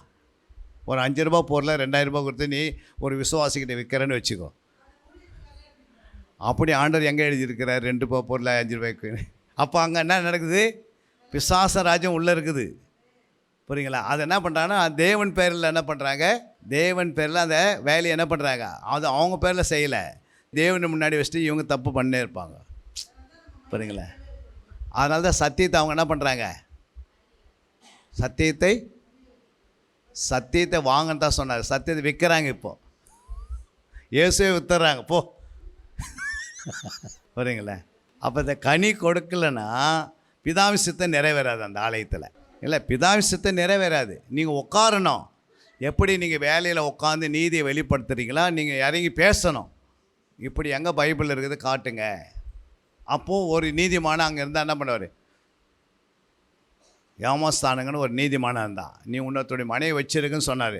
அதனால் கழுத்து போயிடுச்சு. அதனால் அவர் என்ன பரலோகத்துக்கு போகாது போயிட்டார். கழுத்து தான் போச்சு, ஆனால் பரலோகத்துக்கு. அப்போ நமக்கு கழுத்து போனாலும் பரலோகத்துக்கு போகணும். இல்லைங்க எனக்கு கழுத்து இருக்கணும் அப்படின்னா அநீதி நடக்கும். அதனால தான் நீங்கள் ரத்தம் சிந்தது அளவுக்கு என்ன பண்ணுங்கள், போராடுன்றாரு. அப்படி வாங்கினா கூட ரத்தம் சிந்துட்டிங்கன்னா ஜெயிக்கும். போராடுன்ற வசனம் இருக்குது, ஆயுதம் சொல்கிறாரே இல்லையா? ரத்தம் சிந்த அளவுக்கு நீங்கள் என்ன பண்ணுமா, போராடணும். அப்போ நம்ம போராடுறோமா, நம்ம ஆண்டு தலை குஞ்சிக்கினே வந்துடுறோம் வீட்டுக்கு. புரியுதுங்களா? அப்போ தேவனுடைய நாம அங்கே என்ன பண்ணுது, தூசிக்கப்படுது. அப்போது நீங்கள் சத்தியத்தை கேட்டோம் என்ன பண்ணல, சத்தியத்தை நீங்கள் அங்கே பேசாத விட்டுட்டதுனால அந்த சாபம் உங்கள் மேலே வந்துடுது. அப்போ அந்த சாபத்தோடு வீட்டுக்கு வந்து பிள்ளைங்க மேலாம் சாபம் இறங்கிடுது. அப்படியே வசனங்குதுல்ல, நான் கொடுத்த சத்தியத்தை நீங்கள் பேசாத, அதை நீங்கள் அந்த சத்தியத்தை வந்து நீங்கள் பேசக்கூடாதபடிக்கு அதை அறையில் போட்டுனே வந்துட்டீங்கன்னா என்ன ஆகும்? அந்த சாபம் யாருக்கு? அவங்கவுங்களுக்கு அது நிறைவேறும் குடும்பத்தில். புரியுங்களா? அப்போ சத்தியத்தை விற்காதே, சத்தியத்தை பேசு. நீதிமன்றம் இருக்குது. சத்தியத்தை வாங்க, சத்தியத்தை என்ன பண்ணாது, விற்காது. அதே போல் சத்தியத்தை என்ன பண்ணாதே, மறைச்சிடாதே, ஒழிச்சிடாதே. புரியுங்களா? ஒழிச்சிடாதே, மறைச்சிடாதுன்னு அதை தான் வேதத்தை ஆராய்ந்து பார்க்கணும். அப்போ நமக்கு என்ன இந்த வியாதி ஏன் வருதுன்னா நமக்கு தெரியாது. அவர் ஏன் இறந்தாருன்னா, நேற்று வரைக்கும் நல்லா தானே இருந்தாருன்னா அவர் செய்த குறும்பெல்லாம் அதுக்குள்ளே இருக்கும். அது ஆண்டருக்கு மறைய பொருளாக மாறிடுது. ஏன்னா இன்றைக்கி வேதத்தை அறியனால நமக்கு தெரியாது போயிடுச்சு. வேதத்தை அறிஞ்சால் அதை கண்டுபிடிச்சிடலாம். புரியுங்களா? அவர் சொல்கிறா பாருங்கள், எஸ்ஐகே ராஜா சொல்கிறாரு, ஆண்டவரே நான் உனக்கு உண்மையும் உத்தமும் நீதிமானா நீ சொன்னபடியெல்லாம் நான் செய்தேன். இந்த வியாதி எனக்கு எது சரியத்தில் எனக்கு வயதை கூட்டித்தான பிறகு உடனே ஏசா தீர்க்கதரிசி வர என்ன சொல்கிறாரு, உனக்காக நான் வேண்டுதல் செய்தேன். ஆண்டவனா சொல்லிட்டாரு 15 வருஷம் கூட்டித்தானா. உடனே என்ன பண்ணுவோம், அந்த ஜபம் அப்படி பண்ணி முடிக்கிறதுக்கு முன்னாடி பின்னாடி ஆர்டர் வந்துடுது. 15 வருஷம் வருதா இல்லையா? அப்போ எவ்வளோ பெரிய தேவன் நம்மோடு இருக்கிறாரு. அப்போ இது ஏன் சொல்கிறேன்னா, தேவனுடைய ராஜ்யத்துக்குள்ளே தான் நம்ம இருக்கணும்னு. நம்ம எங்கே இருந்தாலும் எதில் இருக்கணும், எங்கே இருந்தாலும் தேவனுடைய ராஜ்யத்துக்குள்ளே தான் நம்ம இருக்கணும். பிசாச ராஜ உலகத்தில் இருந்தாலும் மனுஷனுடைய ராஜ உலகத்தில் இருந்தாலும் நம்ம தேவனுடைய ராஜ்யத்தில் இருக்கிறனா கனி கொடுக்கணும். அதனால தான் ஏசுனா சொன்னார், நான் வந்து ஒரு நிமிடம் நான் நினச்ச சிலுவையில் அவர் போகிறதுக்கு முன்னாடி நான் ஒரு வார்த்தை சொன்னால் ஒரு சேனையை என்ன பண்ணிடும், பரலோகத்தில் சேனை வந்து என்ன பண்ணிடும், உங்களை எல்லாரையும் என்ன பண்ணிடும், என்னை சிலுவைக்கு போகாதபடிக்கு என்னுடைய சீசர்களும் போராடி இருப்பாங்க. எனக்கும் சேனைகள் அனுப்பி நான் எல்லோரும் என்ன பண்ணிட்டுப்பேன், நான் தப்பிச்சுன்னு வந்துட்டுப்பேன். புரியுங்களா? அப்போ பரலோகத்தை கட்டுறதுக்கு அவர் என்ன பண்ணுறாரு, பாவ மன்னிப்புக்காக ரத்தம் சிந்துறது. அது அவங்களுக்கு தெரியாது. ஆனால் ரத்தம் சிந்தப்படுது எதுக்கு, ரத்தம் சிந்ததில்லாமல் பாவ மன்னிப்பு இல்லை. அப்போ அந்த ரத்தத்தை சிந்தி அவர் என்ன பண்ண 3ஆம் நாள் உயிரை எழுந்துக்கணும். அப்போ தான் பரலோக ராஜ்யம் கட்டப்படுது. பூமி எங்கும் பரலோக. அப்போ பரலோகத்தை கட்டுவதற்கு நீதிமான் ஒருவனே இல்லையே. நான் அனுப்பின எல்லாமே கல்லறம் என்ன வந்தாங்க. நான் எத்தனையோ பேர் அனுப்பின, அவங்களாம் என்ன மாறிட்டாங்க, கல்லனும் கொள்ளைக்காரனமாக இருந்தாங்க. புரியுங்களா? யாருமே என்ன பண்ணல, கட்டளை. ஆசாரிங்களாம் எப்படி இருந்தாங்க, எரேமியாவுக்கு எதிர்த்து நிற்கிறாங்க. நீ என்னடா சொல்கிறது வந்து இங்கே தீர்க்கதரிசனம் அப்படின்னு என்ன செய்தாங்க, ராஜாவோடு இணைஞ்சிக்கின்னு ஆசாரிகள், லேவியர்கள், தீர்க்கதரிசிகள் எல்லாம் அப்படி இருந்தாங்க. எரேமியா எது சொன்னாலும் ஏற்றுக்கினாங்களே, யாருமே ஏற்றுக்கல. எல்லாம் ஒன்மையில் இருந்தாங்க. அவர் சொல்கிறாரு, பாபிலோன்லேருந்து ஒரு நேபுகாத்நேச்சர் வந்து உங்களை என்ன பண்ணுவார், அரெஸ்ட் பண்ணி கொண்டு போயிடுவாருன்றாரு. அப்போ இவங்களாம் ஆசைலாம் என்ன செய்கிறாங்க, ஒன்றா சேர்ந்துக்கினேன். ஆசை லேவியெல்லாம் எல்லாம் ஒன்றா சேர்ந்துக்கின்னு பிரதான ஆசைலாம் என்ன சொல்கிறாங்க, அவன் சொல்கிறது கேட்காதீங்க, அவன் பொய் சொல்கிறான். யார் பொய் சொல்கிறது? எரேமியா பொய் சொல்கிறாராம். அதான் சொல்கிறார். 2:13 வாசிங்க. எரேமியா 2:13. என் ஜனங்கள் 2 தீமைகளை செய்தார்கள். ஜீவ தண்ணீர் ஊற்றாகிய என்னை விட்டுவிட்டார்கள். தண்ணீர் நிற்காத தொட்டிகளாகிய வெடிப்புள்ள தொட்டிகளை தங்களுக்கு வெட்டி கொண்டார்கள். தண்ணீர் நிற்காத வெடிப்புள்ள தொட்டிகளை தங்களுக்கு வெட்டி கொண்டார்கள். தங்களுக்கு வெட்டி கொண்டார்கள். அப்போது அவருடைய ஜனம் என்ன பண்ணிச்சு? யார் சொல்கிறது? தீர்க்கதரிசியாக எரேமியா சொல்கிறாரு. ஜனங்கிட்ட போய் என் ஜனங்கள் என்ன பண்ணாங்களா? நம்ம 2 தீமைகள் என்ன பண்ணிக்கினாங்களா? அவங்களே தெரிஞ்சுக்கினாங்களா? புரியுங்களா? அப்போ எரேமியாவுடைய புத்தகத்தை பார்த்தோன்னா அவர் ஏன் புலம்பெல்லாம் எழுதுறாருன்னா அவ்வளோ டார்ச்சர் பண்ணாங்க ஆலயத்தில். புரியுங்களா? அவருடைய வார்த்தையை என்ன பண்ணல, அவர் என்ன பண்ண அடித்து தூக்கி அங்கே போட்டாங்க, தண்ணி இல்லாத கணத்தில் இறக்கிட்டாங்க, சேத்துல இறங்கினாங்களே இல்லையா? அப்படின்னா அவங்க தண்ணி நிற்காத ஒரு தொட்டி, அது எதை குறிக்குது? ஒரு தண்ணி நிற்கலைன்னா, அதை ஊற்றின தண்ணி நிற்கலைன்னா அர்த்தம். அந்த தொட்டி எப்படி இருக்குது? ஜீவ தண்ணீரை ஆண்டு ஊட்டுறாரு வாரம் வாரம். அது என்ன பண்ணுது? சர்ச்சை விட்டு வெளியே வரத்துல ஒடிக்க எல்லாம் வீட்டுக்கு வரதுக்கு என்ன ஆகிடுது? எம்டி ஆகிடுது. வீட்டில் வந்திருக்கு என்ன பண்ணுறது? அவங்களுக்கு ஆவியை ஊற்றுக்கிறாரு, அது தொட்டியில் நிரம்புது. வீட்டுக்கு வரதுக்கு முன்னாடி தொட்டியில் தண்ணியில் என்ன ஆகிடுது? லீக் ஆகிடுது. ஏன் அப்படின்னா 2 தீமையை அவங்க வச்சுன்னுக்கிறாங்க மனசில். ஒன்று ஆண்டவர் விட்டுட்டாங்க, ஒன்று வெடிப்புள்ள தொட்டியை தெரிஞ்சு வச்சுக்கினாங்க. அப்போ வெடிப்புள்ள தொட்டி எதை குறிக்குது? தேவனுடைய ராஜ்யத்தில் நிலைத்திராதவர்கள், தேவனுடைய ராஜ்யத்துக்காக பாடுபடுவர்கள் இல்லை, தேவனுடைய சித்தத்தை செய்யாதவர்கள் தான் என்ன பண்ணாங்க? நிலைத்திருக்க முடியல. அப்போ 2 தீமை அவங்களே என்ன பண்ணிட்டாங்க? அப்போ ஆண்டவர் விட்டுறது எவ்வளோ கஷ்டம். இப்போ எரேமியா சொன்னதெல்லாம் அவங்க ஏற்றுக்கலை. புரியுங்களா? அதனால தான் எல்லாம் என்ன பண்ணாங்க? இந்த தீமை செய்தனால தான் ஆண்டவர் என்ன பண்ணுறாரு? எரேமியாவுடைய காலகட்டத்தில் தான் இந்த இஸ்ரவேலர்களையும் மொத்தமாக கூட்டி சேர்த்து நேபுகாத்நேச்சரில் கொடுத்துட்றாரு. அவன் கொண்டு போய் அடின்னு அடித்து என்ன பண்ணுறாரு? அவன் அடிக்கிற அடியில் கடைசியில் என்ன ஆயிடுச்சு? அப்போ தான் அவங்களுக்கு எருசலேம் தேசமே ஞாபகம் வருது. அப்போ தான் ஆலயம் ஞாபகம் வருது. ஐயோ, அலங்கத்தை கட்டணும்னு ஞாபகம் வருது. புரியுதுங்களா? சொன்னாங்களே இல்லையா? அப்போ அந்த அடி அவங்கக்கிட்ட ஏன் கொடுக்குறாருன்னா, நம்ம கீழ்ப்படினா நம்மக்கிட்ட இப்போ நமக்கு வந்து நம்ம ஆண்டவருடைய வார்த்தை கீழ்ப்படினா பிசாசு கையில் கொடுப்பார் ஆண்டவர். புரியுதுங்களா? பிசாசு வந்து அவங்கள என்ன பண்ணுவான்? இப்போ பிசாசு எங்கேருந்து வரணும்? அவர் சொல்கிறார், வானத்திலையும் பூமியிலும் சகல அதிகாரம் எனக்கு கொடுக்கப்பட்டிருக்குது. அப்போது ஒரு பிசாசுக்கு அது வானமண்டலத்துக்கு பிசாசு சொல்லுவார், இந்த ஏரியாவில் ஒருத்தர் இருக்கிறாரு, அவர் எனக்கு கீழ்ப்படியதில்லை, நான் சொல்கிறதெல்லாம் செய்யதில்லை. உடனே என்ன பண்ணோம்? நீ போய் அந்த ஆள் என்ன பண்ணு, பூந்துடா. அந்த பூந்துட்டு என்ன பண்ணு, இப்போது என்ன பண்ணு, அவர் அலக்கடி அப்படின்னா அந்த ஆவியில் இயேசு சொல்கிற வரைக்கும் போவாது. இயேசுவே அனுப்பிடுவார் டைரெக்டாக. ஏன் அனுப்புகிறாரு? அது வந்து கொஞ்சம் என்ன பண்ணுது? அவங்கள பலவீனப்படுத்தும் போது உடனே என்ன பண்ணுது? இங்கே தானே நடக்குது. அவர் பலவீனப்படுத்தும் போது ஜபலாம் என்ன பண்ணுது? கருத்தாக ஜபம் பண்ண ஆரம்பிக்கிறாங்க. உபாசம் போடு, இரவு ஜபத்தை போடு, தூக்கமே வரல இல்லை. அந்த வேதனையில் ஜபம் என்ன பண்ணுது? டாக்டர்லாம் சந்திக்கிறாங்க, டாக்டர்லாம் முடியல, எதை முடியல. இப்போ எங்கே வரணும்? தேவன்கிட்ட. தேவன் என்ன பண்ணுவார்? நம்ம ஜெபம் பண்ணுறோம், ஆண்டவரே எப்படியாவது விடுதலை தாங்கன்னு. அப்படின்னா வந்துன்னா தேவன் வந்து கீழ்ப்படியலைன்னா அவர் சிரிச்சிப்பார். சிரிச்சிப்பதுக்கு அவருக்கு மனசனை வச்சும் சிரிச்சிப்பார், பிசாசை வச்சும் சிரிச்சிப்பார். புரியுங்களா? எது இல்லைன்னா கழுதியை வச்சாவது சிரிச்சிப்பார், ஒரு கோழியை வச்சாவது என்ன பண்ணுவார்? நீ யாருன்னு காட்டுவார். அல்லையா? ஏன் அப்படின்னா கனி கொடுக்கறது தான் தேவ சித்தம். அவர் வந்து நம்ம என்ன பண்ணிட்டாரு? தத்து எடுத்துட்டார், விலை கொடுத்து வாங்கிட்டார். உன் பிள்ளையை நீங்கள் பெற்று எடுத்து அந்த பிள்ளையை வளர்த்து அந்த பிள்ளைக்கு செய்ய வேண்டியெல்லாம் நீங்கள் செய்தீங்கன்னா, புரியுங்களா? நீங்கள் செய்தீங்கன்னா இப்போ அந்த பிள்ளையை யாராவது போய் பக்கத்து வீட்டில் போய் நீங்கள் தான் அம்மா அப்பான்னு சொன்னால் நீங்கள் விடுவீங்களா? நாம் விட மாட்டோம். ஏன் விட மாட்டோம்? நீங்கள் பெற்று எடுத்தீங்க, அதை உருவாக்குனீங்க, அதுக்கு சோறு போட்டிங்க, அதுக்கு துணி போட்டிங்க, படிக்க வச்சிங்க, எவ்வளோ செலவு பண்ணிங்க.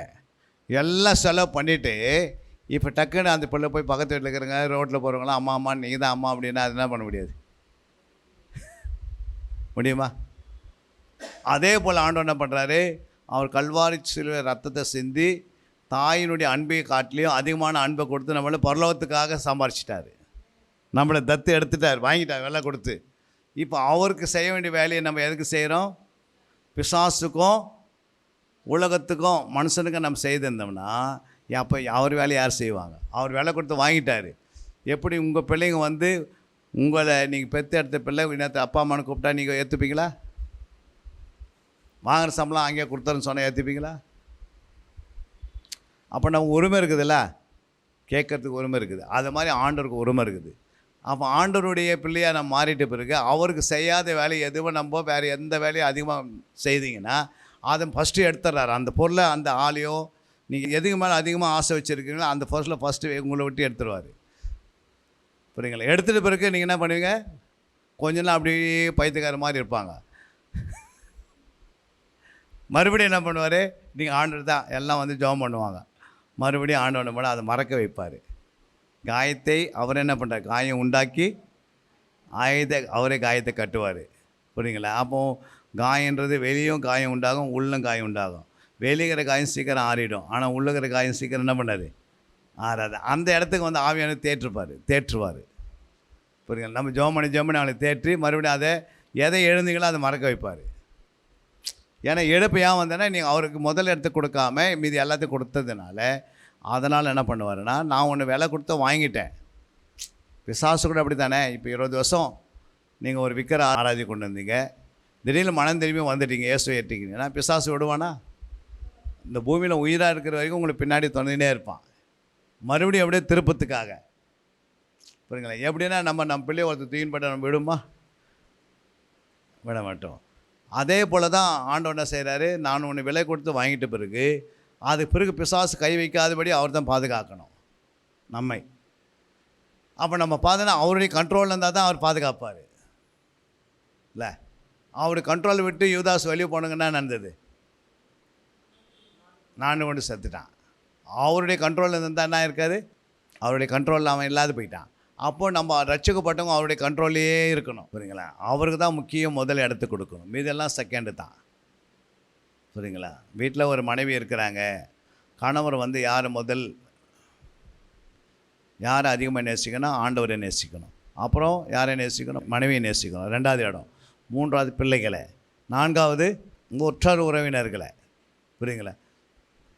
அதே கணவர் வந்து மனைவி அதிகமாக நேசித்தோ இல்லை பிள்ளைகள் அதிகமாக நேசித்தோ ஆண்டவருக்கு லாஸ்ட் இடத்தை கொடுக்குறான்னா ஆட்டோமேட்டிக்காக அவருக்கு என்ன வரும்? அடிக்கடிக்கு என்னிலும் அதிகமாக நீ யாரை நேசித்தாலும். புரியுங்களா? அப்போ அவரையும் நீங்கள் அதிகமாக நேசித்தே எனக்கு பாத்திரவான இல்லை அப்படின்றாரு. அப்போ என்ன அர்த்தம்? அந்த பாத்திரவான இல்லாத அந்த பேர் வந்துடுது கடைசியில். இருக்குதா இல்லையா? அவருக்கு பாத்திரமாக இருக்கிறவங்களுக்கு தான் அவர் சப்போர்ட் பண்ணுவார். புரியுங்களா? அவருடைய அண்டரில் இருக்கிறியா? அந்த அறிவு நமக்குள்ளே இருக்கணும். நான் ரட்சிக்கப்பட்ட பிறகு இனிமேல் நான் யாருக்கு சொந்தம்?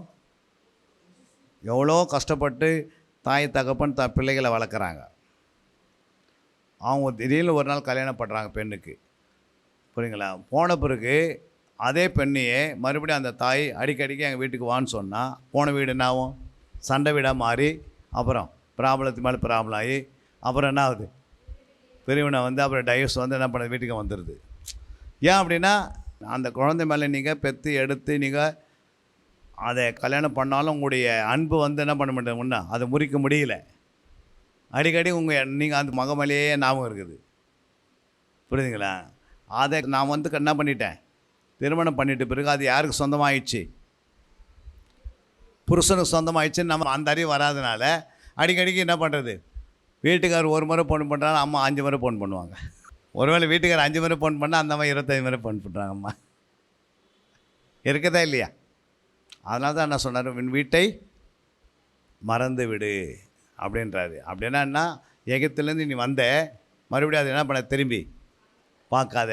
அப்போ உங்கள் வீட்டிலேருந்து நீ வந்துட்டே இப்போ மறுபடியும் என்ன பண்ணாத? திரும்பி பார்க்காத. இப்போ என்ன பாரு.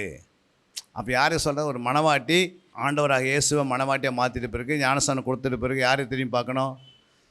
இப்போ ஆண்டவரே சமூகத்தில் இருக்கணும். நம்ம அடிக்கடி என்ன பண்ணுறோம்? ரட்சிக்கப்பட்டு உலக ராஜ்யத்தை திரும்பி பார்க்குறோம், மனுஷ ராஜ்யத்துக்குள்ளே போகிறோம். புரியுங்களா? அங்கே போய் என்ன சொல்கிறோம்? மனுஷ ராஜ்யக்கிட்ட பேசுகிறோம். மனுஷ ராஜ்யங்களோடு இருக்கும்போது மக்களோட நான் வந்து என்ன பண்ணுறேன், இப்படிலாம் பண்ணியிருக்கிறேன். நம்ம சுயநலத்தெல்லாம் பேசுகிறோமா இல்லையா? நான் இந்த கம்பெனியில் வேலை செய்கிறேன். புரியுதுங்களா? நான் வந்து கார் வாங்கிட்டேன், நான் பங்களா வாங்கிட்டேன், அதை வாங்கிட்டேன், இதை வாங்கிட்டேன்னு சொல்கிறோம். புரியுங்களா? சொல்கிறோமா இல்லைங்களா? நான் 2 பிள்ளைங்க பெற்று எடுத்தேன், 2 பேரும் இன்ஜினியராக இருக்கிறாங்க, 3 பிள்ளைங்களை பெற்றெடுத்தேன், ஒரு பிள்ளை அங்கே வேலை செய்யுது, ஒரு பிள்ளை அந்த நாட்டில் இருக்குது.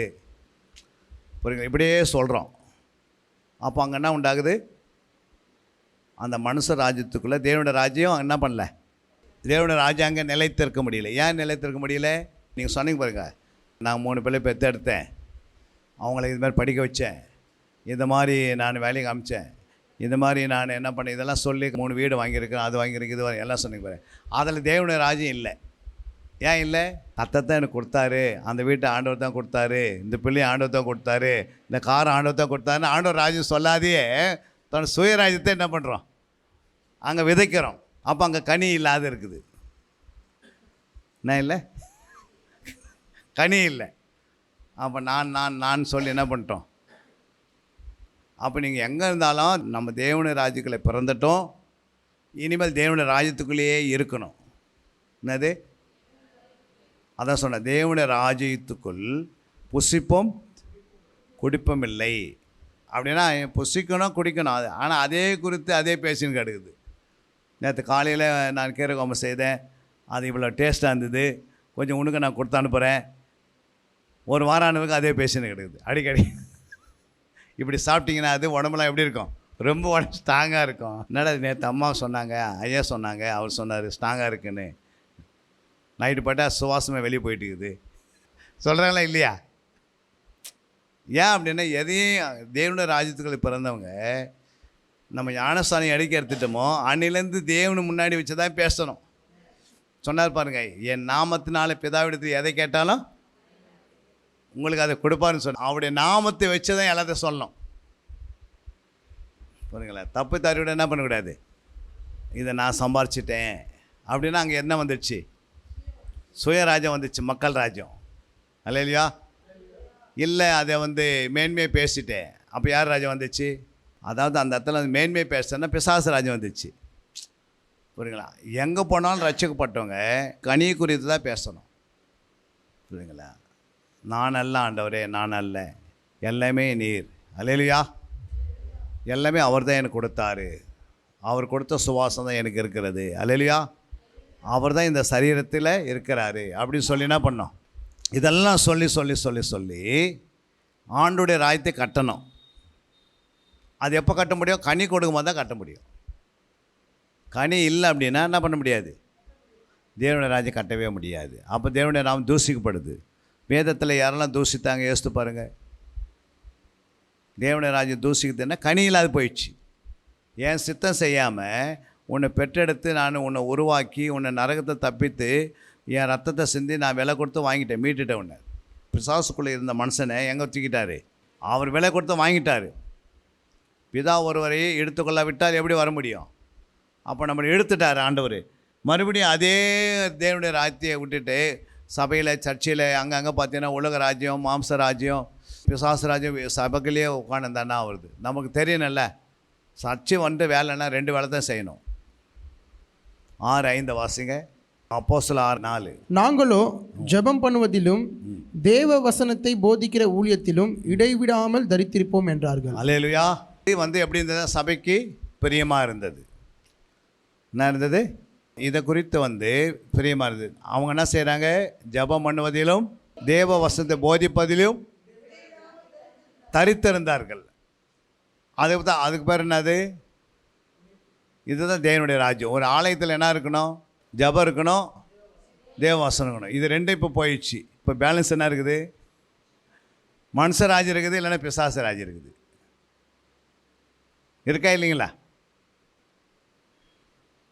மனுஷ ராஜ்யம் இருக்குது. காணிக்கை குறித்து 1/2 மணி நேரம் சொல்லிப்பாங்க. எவ்வளோ நேரம்? அந்த காணிக்கை வந்தது, இந்த காணிக்கை வந்தது, அந்த காணிக்கை வந்தது, நாங்கள் இடம் வாங்கினேன், இங்கே வாங்கினேன், இதை வாங்க, இதே சொல்லி இவ்வளோ இருக்குது நம்மக்கிட்ட, இவ்வளோ இல்லை அப்படின்னு சொல்லி என்ன பண்ணுறோம்? காணிக்கை குறித்து எவ்வளோ நேரம் போகுது?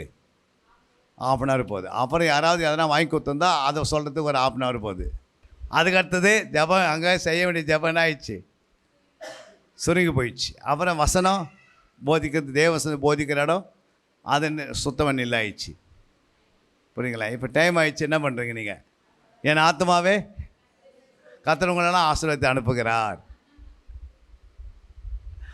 இப்போ அவர் என்ன பண்ணிடுறாரு, ஃபுல்லாக கடவுளோட ரூபத்தில் நான் உங்களை ஆசீர்வாதத்தை நீங்கள் எப்படி இருப்பீங்க. நடந்தெல்லாம் என்னது, மனுஷனுடைய ராஜ்யம், சாத்தனுடைய ராஜ்யம். சபை எதுக்கு இருக்கணும்னா 2 தான். புரியுங்களா? காலையில் உள்ள நுழைஞ்ச ஒரு பாட்டு 2 பாட்டு 3 பாட்டு பாடிட்ட பிறகு, புரியுங்களா, இப்போ பாட்டு பாடுறது உட்காந்துனே பாடுறாங்க. அதே பாட்டு நின்று பாடுறதுக்கு வர்ஷிப் பண்ணுறாங்க. உட்காந்து பாடினா பாட்டு துதிக்கிறாங்கன்னு அர்த்தம், நின்று பாடினா என்னது வர்ஷிப்பு. இப்போ 2 காரங்களையும் மேலே தூக்கிடணும், அவ்வளோதான். ஆனால் இங்கே நடந்துருக்குது, 2 கை மேலே தூக்குனாலும் மனசில் எங்கே இருக்குது, உலகத்தில் இருக்குது. புரியுங்க? சுத்திகரிப்பே இல்லை, ஜபம் இல்லை. எப்படி பிசாசு அந்த இடத்த விட்டு போவான்? போன பிறகு சபையில் என்ன பண்ணோம், சுத்திகரிப்பு. இப்போ சுத்திகரிப்புன்னா இல்லை, சுத்திகரிப்பு ஃபஸ்ட்டு பலிபீடம். பலிபீடத்தில் என்ன நடக்கும், பாவம் மன்னிக்கப்படுற இடம் இல்லை. அப்போ சுத்திகரிப்பு, ஒரு மாடு ஆடு என்ன பண்ணுறாங்க, வெட்டுறாங்க அவங்க பேரில். அப்போ இயேசுவின் ரத்தத்தினால நம்ம ஆரம்பத்தில் என்ன பண்ணோம், சுத்திகரிப்பு. சுத்திகரிப்பு இல்லாத என்ன ஆரம்பிச்சிட்டாங்க இல்லை, சுத்திகரிப்பு இல்லாமையே ஃபஸ்ட்டு ஆண்டவர்கிட்ட பேசுகிறாங்க. ஒருத்தர் யாராவது ஆரம்பிச்சம் பண்ணுங்க அப்படின்றோம், ஆரம்பிச்சம் பண்ணியாச்சு, அவ்வளோதான் முடிஞ்சிச்சா. இப்போ ஆரம்பம் பண்ணியாச்சு. அதான் 2 ராஜ்யம் உள்ளே போயின்னுக்குது. இப்போ லாஸ்ட்டில் முடிஞ்சிருப்பதுக்கு தேவனுடைய ராஜ்யம் என்ன சொல்கிறாங்க, பரலோக ராஜ்யத்துக்கு ஒரு ஜபம் பண்ணி விட்டுறது. பரமண்டல் இருக்கிற எங்கள் பிதாவின்னு சொல்லி அதெல்லாம் பரலோக ராஜ்யத்துக்குள்ளே இருக்குதுன்னு சொல்லி அமைச்சிருது. இப்படியே என்ன பண்ணுறாங்க, ஏமாற்றி ஜனங்களுக்கு சத்தியமே இல்லை, ஜபமே இல்லை, இது 2 இல்லாமையே சபை நடந்து முடிச்சிடுறாங்க. அந்த அந்த மந்தைகள் எப்படி கனி கொடுக்கும், மந்தைகள் எப்படி கொடுக்கும் கனி? அப்போ தேவன் நாங்கள் மகிமைப்படுவாரா? யாருக்கிட்டே கனி இல்லை, ஆனால் தேவன் மகிமைப்பட மாட்டார். நீங்கள் மிகுந்த கனி கொடுப்பதினால் பிதாவாக தேவன் மகிமைப்படுவார். இப்போ தேவன் மகிமைப்படுவாரா? கனியே இல்லை. அப்படின்னா ஆகுது, தேவன் மகிமைப்படுறா. யார் மகிமைப்படுறது? உலகம் மனுஷன் அவங்க மகிமைப்பட்டு வராங்க. புரியுங்களா? பா எப்படியா நான் என்ன பண்ணிட்டேன், இன்றைக்கி சண்டை முடிச்சிட்டாச்சு, நம்ம பண்ண தார்கட்டே அவ்வளோ பணம் வந்தாச்சு, அந்த பொருளை வாங்கணும், இந்த பொருளை வாங்கணும். அப்படியே ஆண்டவர் அந்த சர்ச்சை கட்டத்துக்காக பூமிக்கு வந்தார். நீங்களே ஆலயம் என்னார். ஆலயம் என்னன்னா, ஆலயம் எப்படி இருக்கணும், அவர் சித்தத்தை செய்யறதுக்கு பேருக்கு தான் ஆலயம். பிதாவின் சித்தத்தை யாரெல்லாம் செய்கிறாங்களோ நீங்களே ஆலயன்றாரு. என் ஆவி உனக்குள்ளே இருக்கும், அந்த ஆவியே உங்களை நடத்தும். அவருடைய ஆவி நமக்குள்ளே இல்லை அப்படின்னா அந்த இடத்துல ஆண்டவர் தங்கரா அவர் சொல்கிறார் பாருங்கள், யோவான் 1:14 வாசிக்கும் போது, அந்த வார்த்தை மாம்சமாகி கிருபையினாலும் சத்தியத்தினாலும் நிறைந்தவராய் நமக்குள்ளே வாசம் பண்ணினார். அதை ஆலயமாக மாற்றுறாரு. ஏன்னா 3 நாள் கட்டி நிறைவேற்றா பாருங்க, அதுதான் அங்கே முடியுது. மாம்சமாய் மரியாளுக்குள்ளே உருவாகிறாரு, மரித்து உயிர்த்தேர்ந்து நமக்குள்ளே வந்துடுறாரு. அடுத்த வசனம் என்ன சொல்லுது, 15ஆம் வசனம், 14-15. அந்த வார்த்தை மாம்சமாகி கிருபையினாலும் சத்தியத்தினாலும் நிறைந்தவராய் நமக்குள்ளே வாசம் பண்ணினார். அவருடைய மகிமையை கண்டோம், அது பிதாவுக்கு ஒரே பேரானுடைய மகிமைக்கு ஏற்ற மகிமையாகவே இருந்தது. யோவான் அவரை குறித்து சாட்சி கொடுத்து, எனக்கு பின் வருகிறவர் எனக்கு முன்னிருந்தவர், ஆகையால் அவர் என்னிலும் மேன்மையுள்ளவர் என்று நான் சொல்லியிருந்தேனே, அவர் இவர்தான் என்று சத்தமிட்டு கூறினான். அவருடைய பரிபூரணத்தினால் நாம் எல்லாரும் கிருபையின் மேல் கிருபை பெற்றோம். எப்படியெனில் நியாயப்பிரமாணம் மோசேயின் மூலமாய் கொடுக்கப்பட்டது, கிருபையும் சத்தியமும் இயேசு கிறிஸ்துவின் மூலமாய் உண்டாயின. அப்போ கிருபை சத்தியம்னா என்ன? கிருபையினால ரட்சிக்கப்படுறோம். என்னது? அப்போ கிருபையினால ரட்சிக்கப்பட்டு கிருபையினாலே காக்கப்படுறோம். புரியுதுங்களா? சத்தியனா என்ன? சத்தியனா என்ன? அந்த கனி. என்னது? பிசாசுக்கிட்ட சத்தியம் இருக்கா? இல்லை. ஏன் இல்லை? அவன் பொய்க்கு பிதா. அவனிடத்தில் சத்தியம் இல்லைன்னு ஆண்டவர் யார் சொன்னது? யோவான் 8:44 வாசிக்கிறோம். நீங்கள் உங்கள் பிதாவாகிய பிசாசானவன் உண்டானவர்கள் உங்கள் பிதாவினுடைய இச்சையின்படி செய்ய மனதாயிருக்கிறீர்கள். அவன் ஆதி முதல் கொண்டு மனுஷ கொலைபாதகனாய் இருக்கிறான். சத்தியம் அவனிடத்தில் இராதபடியால் அவன் சத்தியத்திலே நிலைத்து நிற்கவில்லை. அவன் பொய்யனும் பொய்க்கு பிதாவுமாய் இருக்கிறபடியால் அவன் பொய் பேசும்போது தன் சொந்தத்தில் எடுத்து பேசுகிறான். அல்லேலூயா. அல்லேலூயா. 14 நான் சொல்லுது 1:14. அந்த வார்த்தை மாம்சமாகி ஆகி கிருபையினாலும் சத்தியத்தினால் நிறைந்தவராய் நிறைந்தவராய் நமக்குள்ளே வாசம் செய்கிறார். நிறைந்தவர் என்ன பண்ணார்? நமக்குள்ள வந்து வாசம் பண்றாரு. இப்போ நமக்குள்ள 2 இருக்குது. ஒன்று கிருபை இருக்குது, இன்னொன்று சத்தியம் சத்தியம் இருக்குது. இருக்கு. இப்போ சத்தியம்னா என்ன? கனி. நீ கனி கொடுக்கணும். சத்தியம் உங்ககிட்ட இருந்துச்சுன்னா நீங்கள் கனி கொடுப்பீங்க. சத்தியம் இல்லைன்னா கனி கொடுக்க மாட்டோம். ஆனால் நம்ம என்ன பண்ணுறோம்? எனக்கு கிருபை போதும், கிருபைக்கையும் ஆண்டவர் கொடுக்குறாரு. கிருபை மேல் கிருபை நாம் பெற்றுக்கொள்கிறோம். அவருடைய பரிபூரணத்தினால் நம்ம கிருபை மேல் கிருபை பெற்று நம்ம சத்தியவான்களாக இருக்கணும். ஆனால் சத்தியம் தான் என்ன பண்ணோட சபையில் இல்லை. ஏன் இல்லை? மாம்ச ராஜ்யமும் பிசாசு ராஜ்யமும் வேலை செய்யுது. புரியுங்களா? பிசாசு ராஜ்யம் மாம்ச ராஜ்யம் என்ன பண்ணுது? அவங்கள குறித்தே பேசுறது. அதாவது என்னென்னா, அந்த உலகத்தினுடைய எப்படி கவர்மெண்ட் ஒர்க் பண்ணுதோ அது மாதிரி ஆலயங்கள் ஆயிடுச்சு. புரியுங்களா? எப்படி ஆயிடுச்சு? அங்கே இயேசு மகிமைப்படல, மனுஷன் மகிமைப்பட்டுனுக்குது. என்னது? மனுஷன் வந்தனாவது மகிமைப்படுறான். ஏன் மகிமைப்படுறான்? ஏன்னா அவனுடைய வார்த்தை அதிகமாக வீசுகிறாங்க. என்ன பண்ணுறாங்க? மனுஷனுடைய போதனைகள் நிறைந்திருக்கிறதுல அந்த போதனையை அவங்களுக்கு ஆராதனையை ஏற்றுக்கிறாங்க. சடங்காச்சாரங்கள் படாதே கிடாது அதை சொல்லிக்கின்னு இதே காலம் விட்டுறாங்க. இதனால் என்ன பண்ண? தேவனுடைய ராஜ்யம் கட்டப்பட மாட்டேது. அப்போ தேவன் எதுக்காக தைத்த ஆரம்பித்தார்? நீங்களே அந்த ஆலயம்னா அந்த ஆலயம் கனி கொடுக்கறது தான் ஆலயம். புரியுங்களா? கனி இல்லைன்னா தேவராஜ்யம் அங்கே நிலைத்திருக்குமா? நிலைத்திருக்காது. அல்லேலூயா. அப்போ தேவனுடைய ராஜ்யத்தை நம்ம கட்டி எப்படி எழுப்புவோம்? வசனத்தினாலையும் ஜபத்தினாலும். தேவ வசனத்தை போதிக்கிற ஊழியம், ஜபம் என்ற ஊழியம்தான். அப்போஸ்தலர் 6:4 தெளிவாக ஆண்டவர் சொல்கிறாரு, நீங்கள் என்ன பண்ணுங்க? தேவனுடைய வசனத்தை போதிங்க. 2வது ஜபம் பண்ணுங்க. அப்போது இது சபைக்கு என்ன வந்ததா? பிரியமாக இருந்ததா? புரியுங்களா? இன்றைக்கி சபைக்கு எது பிரியமாக இருக்குது? சபைகள் எது பிரியமாக இருக்குது? மனுஷனுடைய ராஜ்யத்தையும் இந்த ராஜ்யத்தை குறித்து அவங்க என்ன பண்ணுறாங்க? பிரியப்படுறாங்க. மனுஷன் தான் அங்கே வேலை செய்கிறான் தவிர தேவன் அங்கே வேலை இல்லை. ஏன் அப்படின்னா தேவன் என்ன சொன்னார்? எல்லாம் கனி உள்ளவளாக மாற்ற சொன்னார். அப்போ சபையில் உள்ளவளாக என்ன இருக்கணும்? கனி கொடுக்கணும். கனினா என்ன? அவங்களுக்குள்ள நீதி இருக்குதா? அன்பு இருக்குதா? வாரம் வாரம் நீங்கள் ஆலயத்துக்கு போகிறீங்க, அன்பு உருவாகுதா? இல்லை வேறு என்ன உருவாகுது? நீதி உருவாகுதா? விசுவாசத்தில் வளர்றீங்களா? ஜபத்தில் வளர்றீங்களா? புரியுங்களா? நற்கிரியை நடக்குதா? இதை தான் ஆண்டு பார்ப்பார். புரியுங்களா? அதுக்கு தான் நம்ம ஆலயத்துக்கு போகிறோம். அது எதுவுமே உருவாகாமல் அப்படியே ஆலயத்தில் உட்காந்து பல வருஷமாக போய் வந்து கனி இல்லாத போயிடுச்சுன்னா 10 வருஷம் ஆலயத்துக்கு போயிட்டு வந்து கோவப்பட்டானா ஆகுது. 10 வருஷம் ஆலயத்துக்கு போயிட்டு வந்து எரிச்சல் அடைஞ்சானா ஆகுது. 10 வருஷம் ஆலயத்துக்கு போய் கசப்பந்தால் என்ன ஆகும்? இன்னொருத்தர் மேலே நான் பேசவே மாட்டேன்றாங்க. அப்படி எங்கன்னா ஆண்டவன் என்ன சொன்னார்? எல்லாரையுமே உன்னை நேசிக்கிறது போல் நேசிக்கணும். அப்போ எப்போ? அன்றைக்கே ரட்சிக்கப்பட்ட அன்றைக்கே நேசிக்க முடியுமா? ஒரு 20 வருஷம் 10 வருஷம் ஆச்சுன்னா எல்லாரையும் நேசிக்க ஆரம்பிக்கிறேன். ஏன் ஆகிறோம்? ஐயோ, நான் பரலோகத்துக்கு போனால் அவங்களும் பரலோகத்துக்கு போகணும், அந்த எண்ணம் வருதுங்களா இல்லையா?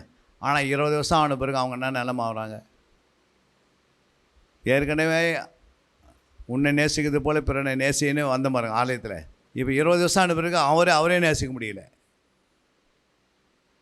இருக்கா? நாமே என்ன பண்ண முடியல? நேசிக்க முடியல. ஏன் நேசிக்க முடியல? நம்ம உலகத்து காரியத்தையே இருக்கிறோம். அப்போ தேவனுடைய கற்பனை நிறைவேற மாட்டேங்குது, தேவனுடைய கட்டளை நிறைவேற மாட்டேங்குது, கனி நிறைவேற மாட்டேங்குது. புரியுங்களா? அப்போ கனி மிகுதியாக இல்லாதனால பிதா மகிமைப்பட முடியல, நம்ம அவருக்கு சீசர் ஆக முடியல. புரியுதுங்களா? அப்போ இதனால் தேவனுடைய ராஜ்யம் கொஞ்சம் கொஞ்சமாக அழிஞ்சிக்கினே போகுது. ஆரம்பத்தில் தேவனுடைய ராஜ்யத்தில் ஆரம்பித்து முடிக்கும்போது எங்கே முடிக்கிறாங்க? உலக ராஜ்யத்தில் போய் முடிச்சிடுறாங்க. புரியுங்களா? சர்ச்சை கட்டும் போது எங்கேருந்து ஆரம்பிக்கிறாங்க? தேவனுடைய ராஜ்யத்துக்குள்ளே தான் ஆரம்பிக்கிறாங்க. ஆனால் முடிவு உலக ராஜ்யத்தில் போய் முடிக்கிறாங்க. புரியுங்களா? நான் ஒரு சர்ச்சில் கேள்விப்பட்டேன். அவங்க என்ன பண்ணுறாங்கன்னா, அதாவது நாங்கள் சொல்கிறத நீங்கள் செய்யணும், நீங்கள் சொல்கிறத நாங்கள் என்ன பண்ண மாட்டோம், செய்ய மாட்டோம். யார்? ஃபாஸ்ட்டு வந்து விசுவாசி சொல்கிறது தான் ஃபாஸ்ட் செய்யணுமா? புரியுங்களா? அப்போ இது வந்து யாருடைய கட்டளை? பிசாசுது. புரியுங்களா? அப்போ பிசாசு ராஜா அங்கே கட்டப்படுறதே இல்லையா? புரியுங்களா? நாங்கள் தான் சொல்கிற மாதிரி தான் நீங்கள் நடத்தணும் தவிர நீங்கள் சொல்கிற மாதிரி என்ன பண்ண முடியாது. அப்போ அது எப்படி பரலத்துக்கு போவோம்? போமா? போகவே போகாது. மெய்ப்பெண்கிட்ட கேட்க வேண்டியது என்ன, எங்களை சத்தியத்தை போதிங்க, எங்களை ஜபத்தில் நடத்துங்க, எங்களை கட்டுக்கதையெல்லாம் என்ன பண்ணாதீங்க, அதுக்கு நிற்கணும் எதிர்த்து. புரியுங்களா? எங்களுக்கு என்ன பண்ணுங்க, சத்தியத்தை நல்லா சொல்லித்தாங்க, என் பிள்ளைங்களுக்கு சொல்லித்தாங்க. நாங்கள் சத்தியத்தை அறியதை தான் இங்கே வந்தோம். புரியுங்களா? சத்தியத்தை அறியணும்னு எங்கே போகணும்? ஆலயத்துக்கு போகணும். புரியுங்களா? நான் இஷ்டம் போல் வாழணும் எங்கே இருக்கலாம்? அது உலகத்திலே இருக்கலாம். அப்போ சத்தியத்தை அறியாத அந்த இடத்துல உலகராஜ்யம் தான் எப்படி இருக்கும்? அப்போ எதுக்கு சர்ச்சு? இம்மைக்கு மட்டுமா ஆலயம்?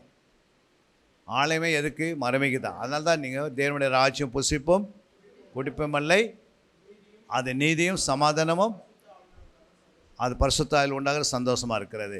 அதே முதலாவது தேவனுடைய ராஜ்யத்தையும் நீதியை தேடுங்கள். அல்லேலூயா. இரண்டாவது, சீசன் தன் உபதேசத்தை கேட்டு நடக்கணும். 1 தீமோத்தேயு 4:16 ஒரு சீசன் தன் உபதேசத்தை கேட்டு நடக்கணும். உன்னை குறித்தும் உபதேசத்தை குறித்தும் எச்சரிக்கையாயிரு, இவைகளில் நிலை கொண்டிரு. இப்படி செய்வாயானால் உன்னையும் உன் உபதேசத்தையும் கேட்பவர்களையும் ரட்சித்துக் கொள்வாய். அப்போது ஒரு சீசனு ரெண்டாவது என்ன செய்யணுமா? உபதேசிக்கணும். அல்லேலூயா. அல்லேலூயா. சீசன் தன் உபதேசத்தை கேட்டு நடப்பான். அப்போ நம்ம ஃபஸ்ட்டு சீசன் என்ன பண்ணோம்? உபதேசத்தை கேட்டு நடக்கணும்னா, அப்போ உன் உபதேசம் கேட்டவர்கள் என்ன பண்ணீங்க? ரட்சித்து கொள்ள முடியும். அல்லேலூயா. அப்படின்னா அர்த்தம், நம்ம அந்த உபதேசத்தை குறித்து நம்ம எச்சரிக்கையாக இருந்தோம்னா நம்மோட ஒரு கூட்டத்தை என்ன பண்ணிடுறோம்? ஆதாயப்படுத்திடுறோம். அல்லேலூயா. அப்போ அநேக மக்களை ரட்சிப்புகளை நடத்தலாம். ஏன் நடத்தலான்னா, அவர் கொடுத்த அந்த உபதேசத்தை நம்ம கேட்டு அதன்படி நம்ம என்ன செய்யணும்? சொல்லுங்கள். அவன் உபதேசம் என்பது நம்ம பார்க்குறோம். உபதேசம்னா என்ன? உபதேசம் என்ன? கட்டளைகள். அல்லேலூயா. உபதேசனா கட்டளைகள். அங்கே வாசிங்க, மத்தேயு 28:19.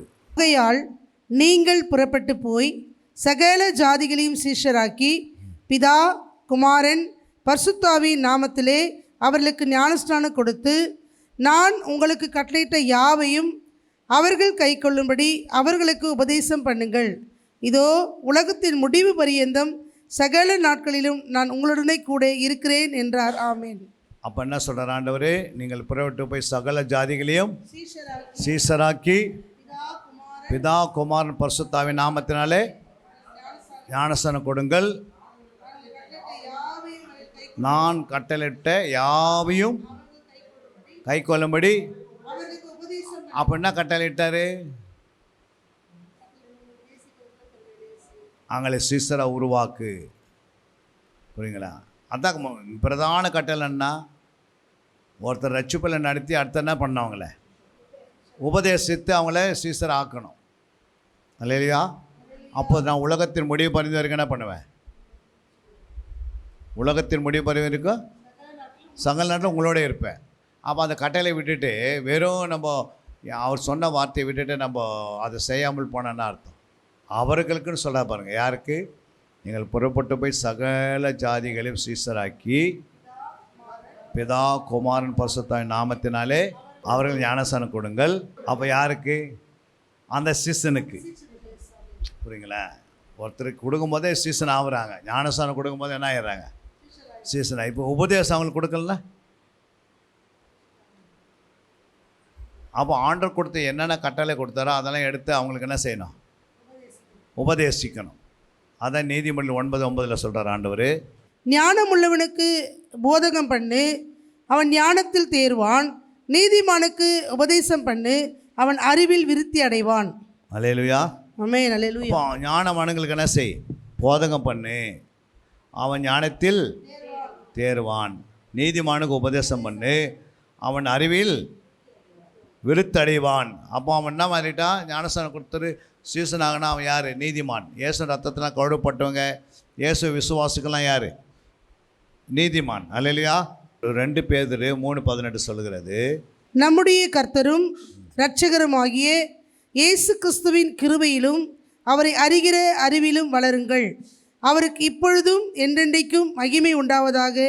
ஆமேன். பாருங்க, நம்முடைய கர்த்தரும் இரட்சகரமாகிய இயேசு கிறிஸ்துவின் கிருபையிலும் அவரை அறிகிற அறிவில் வளருங்கள்.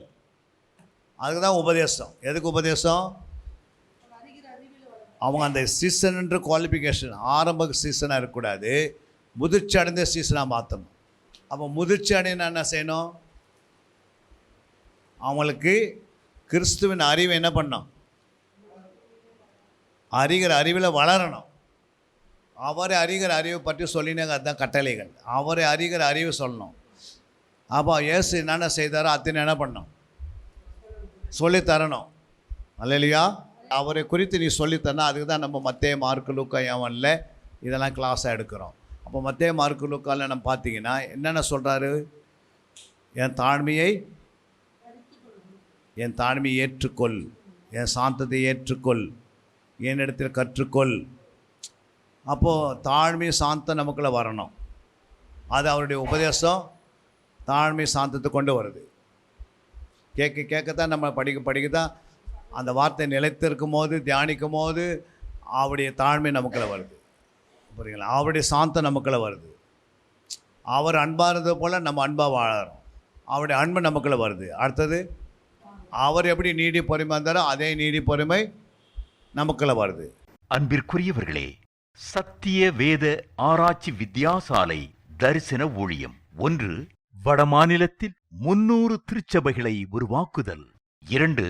மாதம் ஒருமுறை எழுப்புதல் உருவாக்கும் எழுப்புதல் கூட்டம். 3.